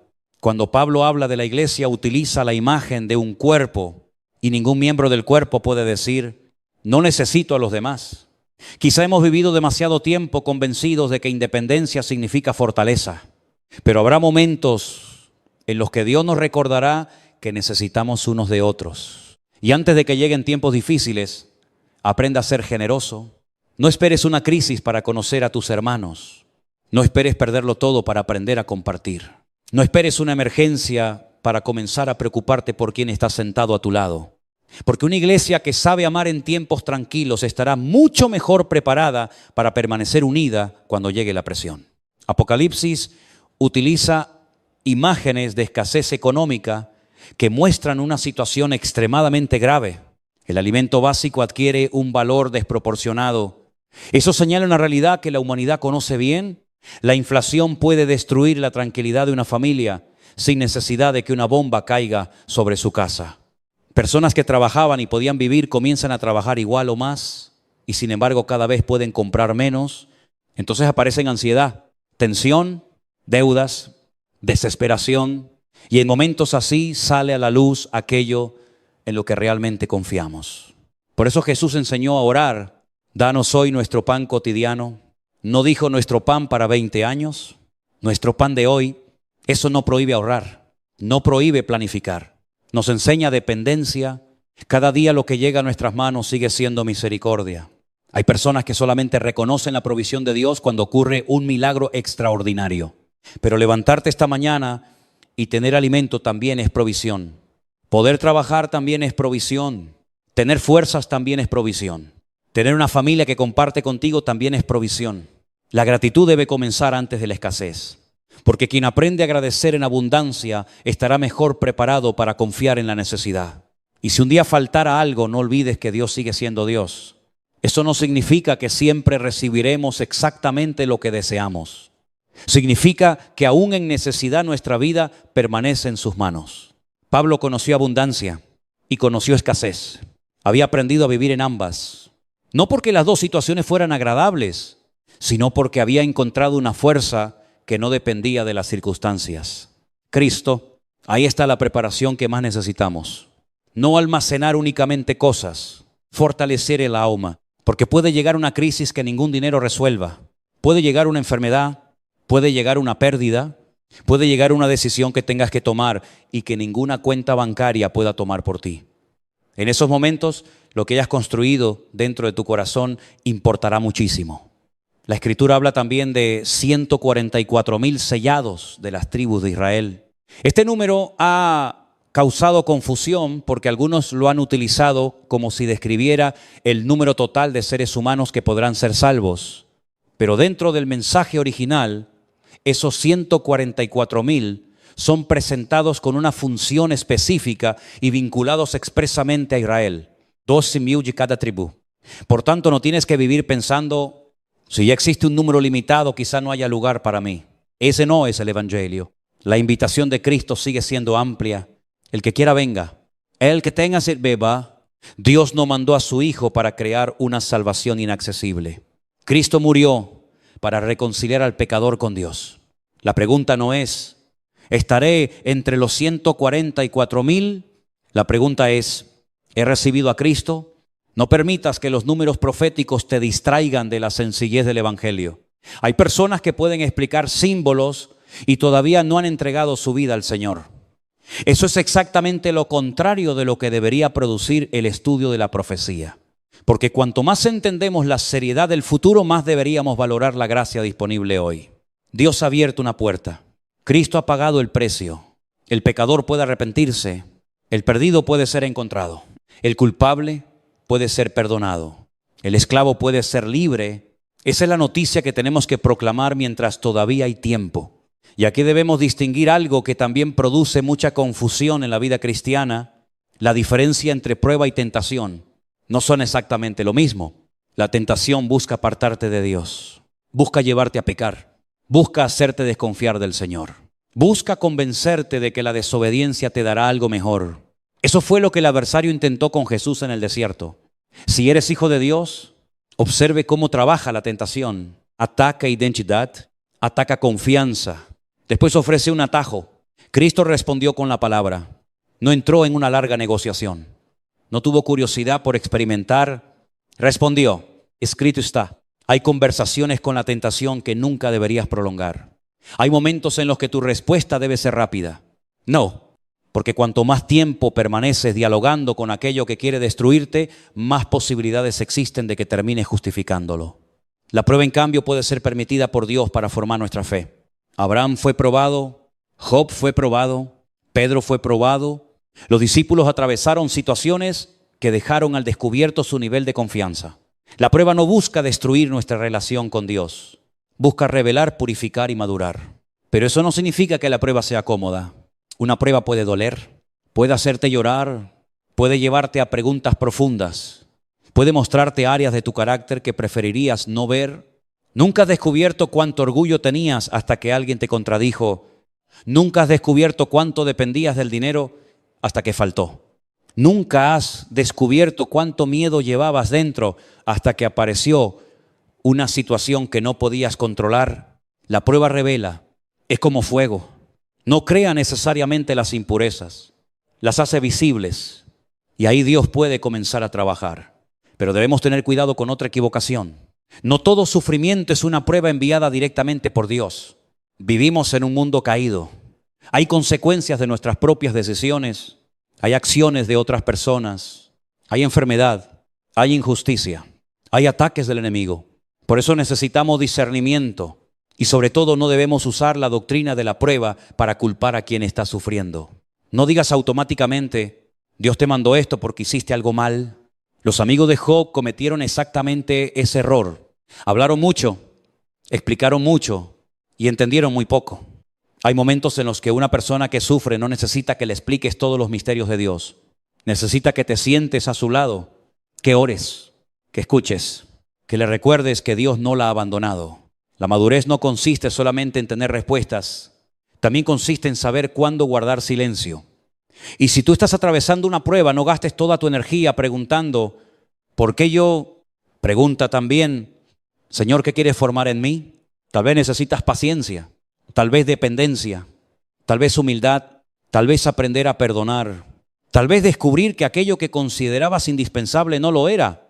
La prueba puede convertirse en escuela si permitimos que Dios nos enseñe. Pero hay algo que debemos rechazar completamente: la manipulación espiritual. En el mensaje original aparece el caso de una persona a quien alguien intentó asustar usando un texto bíblico fuera de contexto, diciéndole que si abandonaba una congregación determinada sufriría consecuencias espirituales terribles. Eso no es pastoreo, eso es control. Ninguna iglesia es dueña de tu alma. Cristo compró a la iglesia. El pastor no murió por tus pecados. La denominación no derramó sangre por ti. Jesús sí. Por tanto, un líder espiritual puede aconsejarte, puede enseñarte, puede corregirte bíblicamente, pero no tiene derecho a usar el miedo para hacerte depender de él. Si alguien te dice, si sales de aquí, Dios te va a destruir, ten mucho cuidado. Si alguien utiliza versículos para amenazarte porque tomaste una decisión que no le gusta, examina el contexto bíblico. Si alguien quiere hacerte sentir que fuera de su congregación no existe salvación, recuerda que la salvación está en Cristo.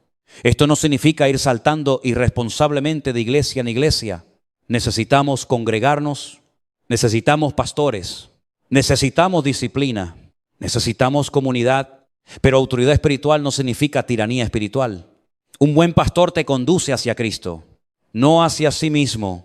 Juan el Bautista tenía una frase que todo ministro debería recordar: es necesario que él crezca y que yo disminuya. Si un ministerio consigue que admires más al predicador que a Jesús, algo se desordenó.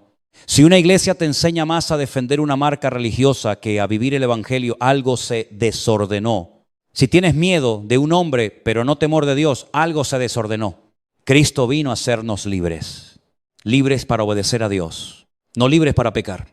No libres para vivir sin rendir cuentas, libres del dominio de la mentira. Por eso necesitamos conocer la Biblia personalmente. No puedes depender toda la vida de que otro te diga lo que dice la Escritura. Escucha, maestros, aprende, pero abre tu Biblia, comprueba, pregunta, estudia. Los creyentes de Berea fueron considerados nobles porque recibían la enseñanza y después examinaban diariamente las Escrituras para comprobar si las cosas eran así. Eso necesitamos en los últimos tiempos. No gente crédula, gente bíblica, porque habrá mensajes emocionantes, habrá personas carismáticas, habrá señales, habrá afirmaciones impresionantes. Y si no conoces la palabra, podrías confundir emoción con unción.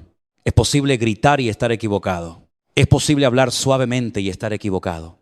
La verdad no depende del volumen, depende de su conformidad con la palabra de Dios. Así que cuando escuches, el Señor me dijo, examina, cuando alguien diga, esta es la fecha, examina. Cuando alguien diga, si no haces lo que yo digo, Dios te castigará, examina. Cuando alguien diga, solo nosotros tenemos la verdad, examina. Y cuanto más cerca estemos del final, más importante será esta disciplina. Porque el engaño no suele presentarse diciendo, soy mentira. Si presenta parecido a la verdad. Por eso Jesús dijo que incluso podría engañar si fuera posible a los escogidos.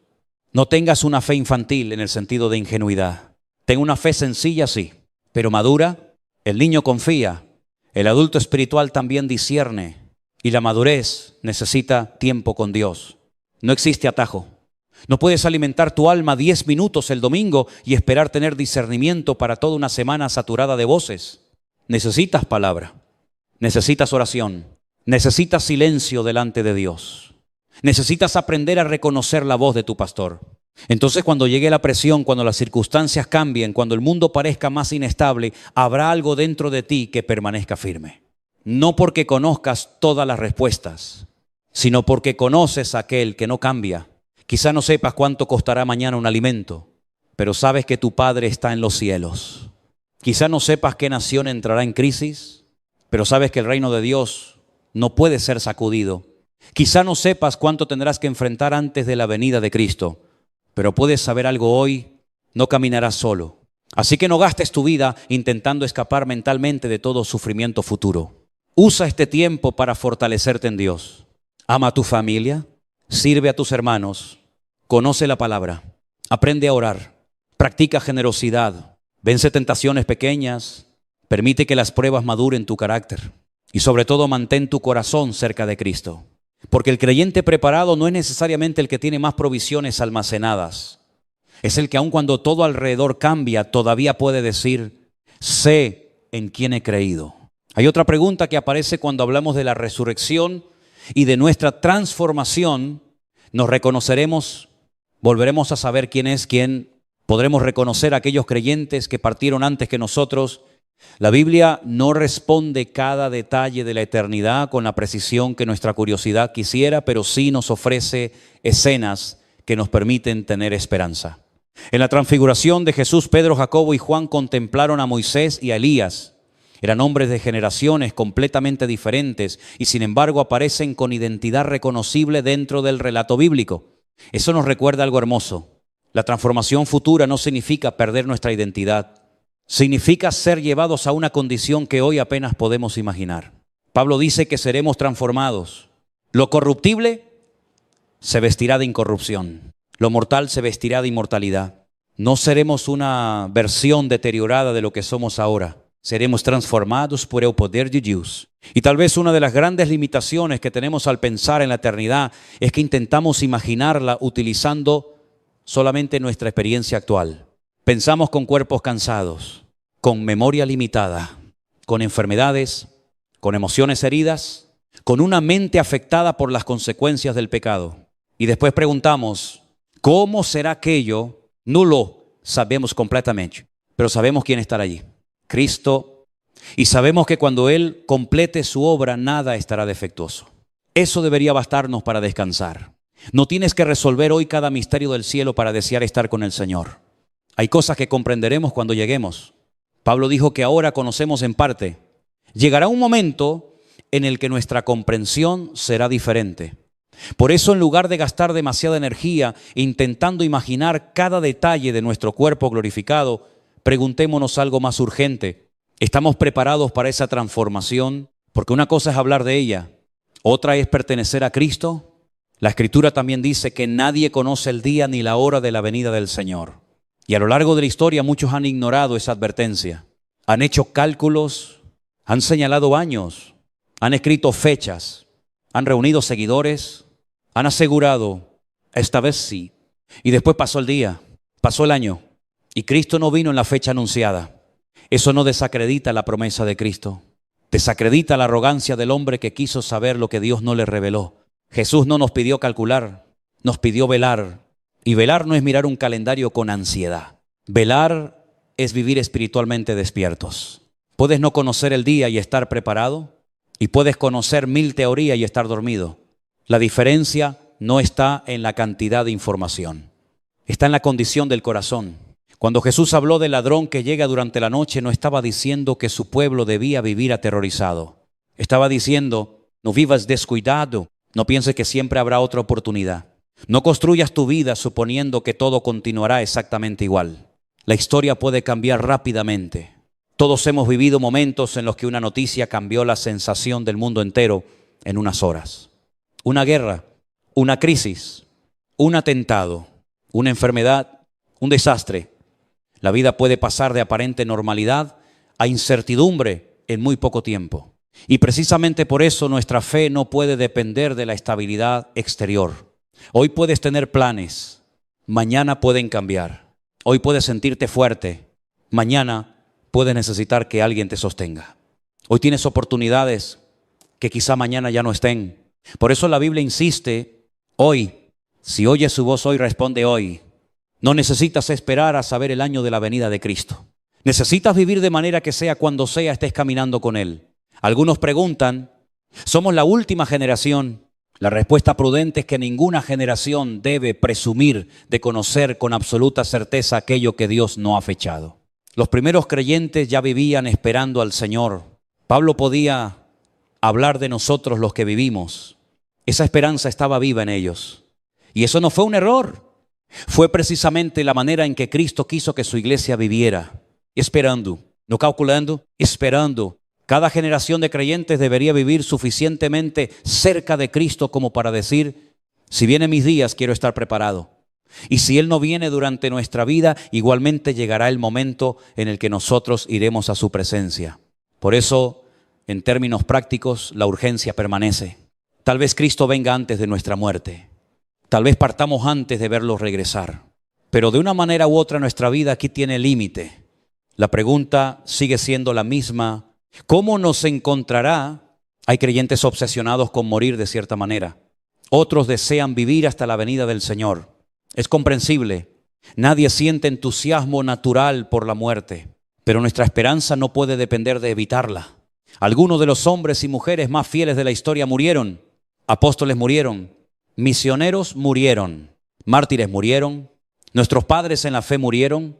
Pero la muerte no anuló ninguna promesa. Para el creyente la victoria no consiste necesariamente en no pasar por la muerte. Consiste en que la muerte no puede retenernos para siempre. Cristo resucitó. Ese es nuestro fundamento. Y precisamente porque la resurrección es real, podemos vivir sin estar esclavizados por el temor de morir. No somos imprudentes. Cuidamos nuestra vida. Cuidamos nuestra salud. Valoramos cada día. Pero no adoramos la supervivencia. Nuestra vida pertenece a Dios. Él sabe cuántos días tenemos. Y mientras los tengamos debemos utilizarlos para su gloria. Otra pregunta que aparece alrededor de los acontecimientos finales tiene que ver con la identidad del anticristo. ¿Será judío? ¿Tendrá relación con Israel? ¿De dónde surgirá exactamente? La Escritura ofrece características, pero no todas las respuestas que nuestra curiosidad desea. El mensaje original señala una cuestión lógica dentro de su interpretación. Israel difícilmente aceptaría como figura mesiánica a alguien completamente desconectado de su identidad nacional y religiosa. Por eso se considera posible que este personaje tenga alguna relación con el pueblo judío. Pero debemos ser responsables. Posible no significa revelado con absoluta claridad. Y aquí necesitamos volver al principio. Cuando la Biblia habla claramente, hablamos claramente. Cuando la Biblia deja espacio, nosotros no debemos convertir una posibilidad en doctrina. Muchos errores escatológicos nacieron porque una opinión comenzó a repetirse tanto que terminó sonando como un versículo. No hagamos eso. La Biblia es suficiente. Nuestras hipótesis no tienen la misma autoridad. Lo que sí aparece con mucha fuerza es que este personaje tendrá capacidad de obtener aceptación en un escenario extremadamente complejo. Judíos, naciones, poderes políticos, intereses religiosos, conflictos históricos, todo eso hace que la aparición de una figura capaz de ofrecer acuerdos extraordinarios resulte significativa dentro del esquema profético. Y aquí Jerusalén vuelve al centro, especialmente el lugar del templo. Para comprender por qué esto resulta tan sensible, hay que recordar el valor que el templo tiene dentro de la memoria judía. No es simplemente una construcción. Allí convergen siglos de historia, adoración, sacrificios, fiestas, sacerdocio, identidad. Para el creyente en Cristo, sin embargo, tenemos que hacer una distinción muy importante. Nuestro acceso a Dios no depende de reconstruir ese edificio. Jesús es nuestro acceso. El velo fue rasgado. Nuestra reconciliación con Dios no depende de volver a levantar un altar en Jerusalén. Depende de una cruz que ya fue levantada. Eso tiene que quedar claro. Podemos estudiar el templo proféticamente sin convertirlo en el centro de nuestra fe. El centro es Cristo, siempre Cristo. Ahora bien, la existencia de lugares sagrados para distintas religiones dentro de una misma zona hace que cualquier eventual reconstrucción del templo parezca humanamente extremadamente difícil. Y eso mismo hace que muchos observen Jerusalén con atención. ¿Cómo podría resolverse un conflicto tan profundo? ¿Qué tendría que ocurrir? No lo sabemos. La Biblia no nos entrega un documento diplomático detallado, nos entrega profecía. Y una vez más, el creyente no necesita inventar mecanismos para hacer que el texto se cumpla. Dios no necesita nuestra ayuda.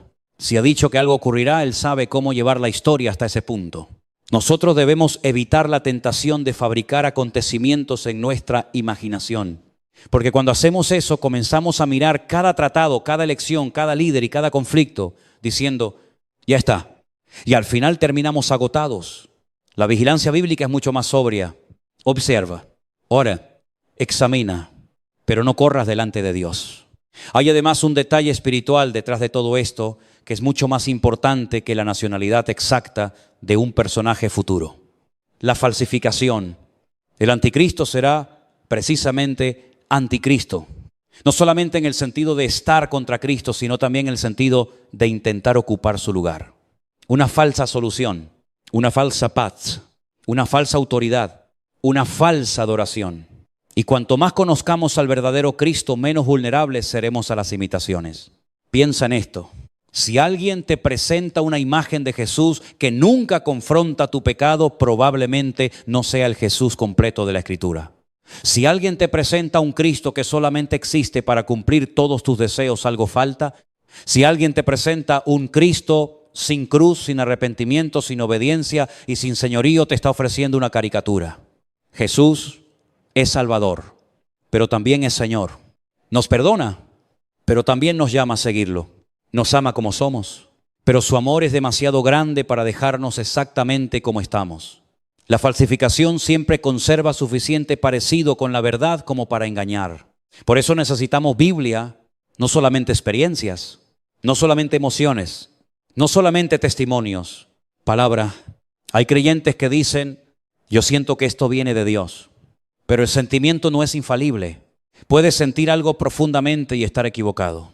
Pedro sintió que Jesús no debía ir a la cruz. Era sincero y estaba equivocado. La sinceridad no convierte un error en verdad. Por eso todo debe ser examinado. La profecía, la doctrina, las experiencias, las palabras que alguien asegura haber recibido, todo bajo la Escritura. Eso será cada vez más importante cuando aumente el engaño. Y aquí hay algo que muchos no quieren oír. La mayor preparación para el futuro no consiste en descubrir más secretos. Consiste en obedecer mejor lo que ya sabemos. Sabes que debes perdonar. Hazlo. Sabes que debes abandonar cierta relación pecaminosa. Hazlo. Sabes que necesitas volver a congregarte seriamente. Hazlo. Sabes que tu familia necesita más de tu presencia y menos de tu pantalla. Hazlo. Sabes que tienes que reconciliarte con alguien. Hazlo. ¿Sabes que estás sosteniendo una mentira? Corrígela. ¿Para qué pedirle a Dios revelación sobre el futuro cuando todavía estás desobedeciendo una instrucción clara del presente? A veces queremos que Dios nos muestre algo nuevo porque no queremos responder a lo que ya mostró. Daniel no recibió revelación mientras estaba jugando con el pecado. La recibió orando, confesando, buscando, humillándose. Eso sigue siendo un modelo. La verdadera comprensión espiritual nace en un corazón rendido, no en una mente orgullosa. Y cuando miramos hacia la venida de Cristo, la actitud correcta no debería ser, yo conozco todos los detalles. Debería ser, Señor, quiero estar listo. Listo para vivir, listo para servir, listo para sufrir si fuera necesario, listo para perdonar, listo para dejar lo que Dios me pida, listo para permanecer firme cuando otros se aparten, listo para encontrarme con Cristo cuando llegue el momento. Porque nadie conoce el día, nadie conoce la hora, pero tenemos suficiente luz para caminar hoy. Y eso es lo que Dios nos pide. No necesitas ver todo el camino, necesitas obedecer el siguiente paso. El futuro está en sus manos, tu responsabilidad está delante de ti. Vela, ora, ama la verdad, permanece en Cristo y no permitas que la curiosidad por el anticristo sea mayor que tu deseo de parecerte a Jesucristo. Después de estudiar tantos acontecimientos, tantos símbolos, tantas advertencias y tantas promesas, podemos cometer un último error: salir con la cabeza llena de información y con el corazón exactamente igual. Y si eso ocurre, habremos perdido el propósito de todo este estudio. Porque Daniel no recibió profecía para alimentar curiosidad. Juan no escribió Apocalipsis para producir temor enfermizo. Pablo no habló de la venida del Señor para que la iglesia se dedicara a señalar fechas. Todas estas palabras apuntan finalmente hacia una misma realidad. Cristo viene y nosotros debemos estar preparados. No sabemos el día, no sabemos la hora. No podemos construir un calendario que Dios decidió no entregarnos, pero sí sabemos cómo debemos vivir mientras esperamos. Jesús dijo: velad, orad, permaneced despiertos. Eso significa que el verdadero problema no es desconocer cuándo vendrá Cristo. El verdadero problema sería que Él viniera y nos encontrara lejos de Él. Puedes equivocarte en un detalle escatológico y seguir perteneciendo a Cristo, pero no puedes rechazar a Cristo y pensar que tu conocimiento profético te salvará. Puedes conocer Daniel 9, puedes hablar de las 70 semanas, puedes explicar los sellos, puedes distinguir trompetas y copas, puedes hablar durante horas del anticristo, pero si nunca has nacido de nuevo, todo ese conocimiento sigue siendo insuficiente. La salvación no está en entender Apocalipsis, está en Jesucristo. Él murió por nuestros pecados, fue sepultado, resucitó y volverá. Esa es la noticia que debe dominar nuestro corazón. El mismo Cristo que vendrá como Rey es el Cristo que hoy extiende misericordia. El mismo que juzgará justamente es el que ahora llama al pecador a acercarse. El mismo que un día será reconocido por todas las naciones fue rechazado, golpeado y crucificado para abrirnos el camino hacia Dios. Por eso todavía estamos viviendo un tiempo precioso, tiempo de gracia, tiempo para arrepentirse, tiempo para reconciliarse, tiempo para dejar de fingir, tiempo para volver. Quizá alguien escucha estas palabras y lleva años dentro de una iglesia, pero sabes que tu corazón está lejos. Has aprendido a cantar sin adorar, a escuchar sermones sin obedecer, a decir amén mientras mantienes áreas de tu vida completamente cerradas a Dios y puede que nadie lo sepa, pero tú lo sabes y Dios también. No esperes otra señal, no necesitas verla. La señal que necesitas ya está delante de ti, la cruz. Allí Dios mostró cuánto odia el pecado y al mismo tiempo mostró cuánto ama al pecador. Jesús no murió porque nuestros pecados fueran pequeños, murió porque eran tan graves que nosotros jamás podríamos pagar la deuda. Pero también murió porque su amor fue suficiente para rescatarnos. Eso es gracia. No merecíamos salvación. Y sin embargo, Cristo vino, no podíamos comprar el perdón y Él pagó. No podíamos subir hasta Dios. Y Dios descendió hasta nosotros. Entonces, ¿qué hacemos? Nos arrepentimos, creemos, nos rendimos y comenzamos una vida nueva bajo el señorío de Jesucristo. No se trata simplemente de cambiar de religión. Puedes cambiar el nombre de una religión y continuar con el mismo corazón. Jesús habló de nacer de nuevo. Eso es más profundo. Significa que Dios comienza una obra dentro de ti. Cambia tus deseos, cambia tus prioridades, te enseña a amar aquello que antes despreciabas. Te da hambre por su palabra, te convence de pecado, te levanta cuando caes y poco a poco comienza a formar en ti el carácter de Cristo. Eso es lo que necesitas antes de preocuparte por cualquier acontecimiento futuro. Una relación verdadera con Dios. También debemos hablar a los creyentes, porque estar preparado no significa solamente haber hecho una oración hace 20 años. Significa permanecer en Cristo. Quizá comenzaste bien, pero algo ocurrió. Llegó una herida, una decepción, un pecado que no confesaste, una oración que aparentemente no recibió respuesta. Y comenzaste a alejarte, primero un poco, después más, hasta que ahora recuerdas épocas en las que amabas al Señor con una intensidad que ya no tienes. Escucha, puedes volver. Cristo no está diciéndote que finjas que nada pasó. Te está llamando al arrepentimiento. Reconoce dónde comenzaste a desviarte. Deja de justificarlo y regresa. Hay restauración. Pedro negó al Señor. No una vez, 3 veces. Pero su historia no terminó alrededor de aquel fuego donde dijo que no conocía a Jesús. Después hubo otro encuentro, otra conversación, y Cristo restauró al hombre que había caído. Después ese mismo Pedro se levantó para anunciar el Evangelio. Tu caída no tiene por qué ser el último capítulo, pero tienes que volver. La gracia restaura al que se humilla, no al que insiste en justificar su rebelión. Y mientras esperamos al Señor, también debemos abandonar una espiritualidad construida solamente sobre el miedo.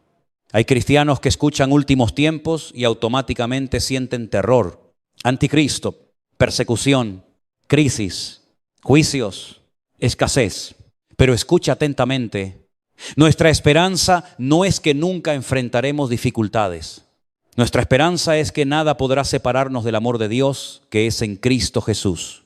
Ese es un fundamento mucho más fuerte. Si tu seguridad depende de que nunca llegue una crisis, vivirás temiendo cada noticia. Pero si tu seguridad está en Cristo, podrás atravesar incluso situaciones que jamás imaginaste. Eso hicieron los creyentes antes de nosotros. No tenían todas nuestras comodidades. Muchos no tenían libertad religiosa. No tenían redes sociales para transmitir cultos. No tenían edificios impresionantes, pero tenían algo que nosotros necesitamos recuperar: convicción. Sabían en quién habían creído. Y cuando les pedían negar a Cristo, algunos preferían perderlo todo antes que perder su fidelidad. No idealicemos el sufrimiento. El dolor sigue siendo dolor, pero tampoco construyamos una fe tan frágil que solamente pueda existir mientras todo sale bien. Jesús merece más que eso. Necesitamos una iglesia que pueda adorar cuando hay abundancia y cuando falta. Una iglesia que pueda mantenerse firme cuando es popular ser cristiano y cuando no lo es. Una iglesia que no cambie la verdad cada vez que cambia la cultura. Una iglesia que ame profundamente al pecador sin llamar santo a lo que Dios llama pecado. Una iglesia que no viva buscando enemigos humanos, porque nuestra lucha no es contra carne y sangre. Las personas no son el enemigo, son personas por las que Cristo murió. Algunas están confundidas, otras heridas, otras endurecidas, otras nunca escucharon el evangelio con claridad. Nuestra responsabilidad no es odiarlas, es mostrarles a Jesús. Tal vez venga una época en la que ser fiel sea más difícil. Entonces necesitaremos más amor, no menos. Más verdad, no menos. Más oración, más comunión, más palabra. Menos espectáculo, menos orgullo, menos competencia entre iglesias. Porque cuando llegan tiempos serios, muchas cosas que hoy parecen importantes dejan de serlo. El nombre que aparece en el edificio pierde importancia. El tamaño del ministerio pierde importancia. Los títulos pierden importancia. Y queda una pregunta: ¿pertenecemos a Cristo? El estudio de los últimos tiempos debería unirnos alrededor de esa verdad. No convertirnos en bandos que se atacan por diferencias secundarias. Existen interpretaciones distintas sobre determinados momentos proféticos. Hay creyentes sinceros que no ubican todos los acontecimientos exactamente de la misma manera. Podemos estudiar, podemos debatir con respeto, podemos volver al texto, pero nunca olvidemos quién es el centro. Jesucristo. Él es mayor que nuestras escuelas escatológicas. Y cuando Él vuelva, probablemente descubriremos que todos teníamos cosas que aprender. Por eso, humildad. Pablo dijo que conocemos en parte. No conviertas tu esquema profético en un ídolo. Pon tu confianza en Cristo. También debemos aprender algo de Daniel. Cuando comprendió los tiempos, oró. Esa debería ser nuestra reacción. Cuanto más cerca creemos estar del cumplimiento de la palabra, menos tiempo deberíamos gastar discutiendo inútilmente y más tiempo orando. Ora por tu familia. Hay personas que amas y todavía viven lejos de Dios. No las condenes cada día con tus palabras. Ora, ámalas. Dales testimonio. Pide oportunidades para hablarles de Cristo. Ora por tus hijos. El mundo intentará disipularlos. Las pantallas intentarán formar su mente. La cultura les ofrecerá identidades, prioridades y deseos. No delegues completamente su formación espiritual. Háblales de Dios. Ora con ellos. Que vean una fe real en casa. No solamente una fe de domingo. Ora por la iglesia, por los pastores, por los misioneros, por quienes sufren persecución, por quienes están cansados, por los que están a punto de abandonar. Ora para que Dios levante una generación que ame más la verdad que la popularidad. Y ora por ti. No solamente, Señor, protégeme de lo que viene. Ora, Señor, hazme fiel, venga lo que venga. Esa oración cambia todo, porque quizá Dios no elimine cada dificultad, pero puede darte fuerza para atravesarla. Pablo pidió que fuera quitado aquello que lo afligía, y la respuesta fue: bástate mi gracia. A veces queremos liberación. Dios nos da gracia. Y descubrimos que su gracia era más poderosa que aquello que queríamos evitar. Cuando miramos la historia bíblica vemos ese patrón una y otra vez. Noé no evitó el diluvio. Dios lo sostuvo durante el diluvio. Daniel no evitó a Eufoso. Dios estuvo con él allí. Los jóvenes hebreos no evitaron el horno, pero dentro del fuego no estuvieron solos. Los discípulos no evitaron la tormenta. Cristo estaba en la barca. Tal vez eso sea precisamente lo que necesitas escuchar. No sabes qué ocurrirá mañana, pero si perteneces a Cristo, no entrarás solo en el mañana. El Dios que estuvo contigo ayer seguirá siendo Dios mañana. Los gobiernos cambian, las economías cambian, la salud cambia, nuestra edad cambia, las personas cambian. Él no. Jesucristo es el mismo ayer, hoy y por los siglos. Ahí descansa nuestra esperanza.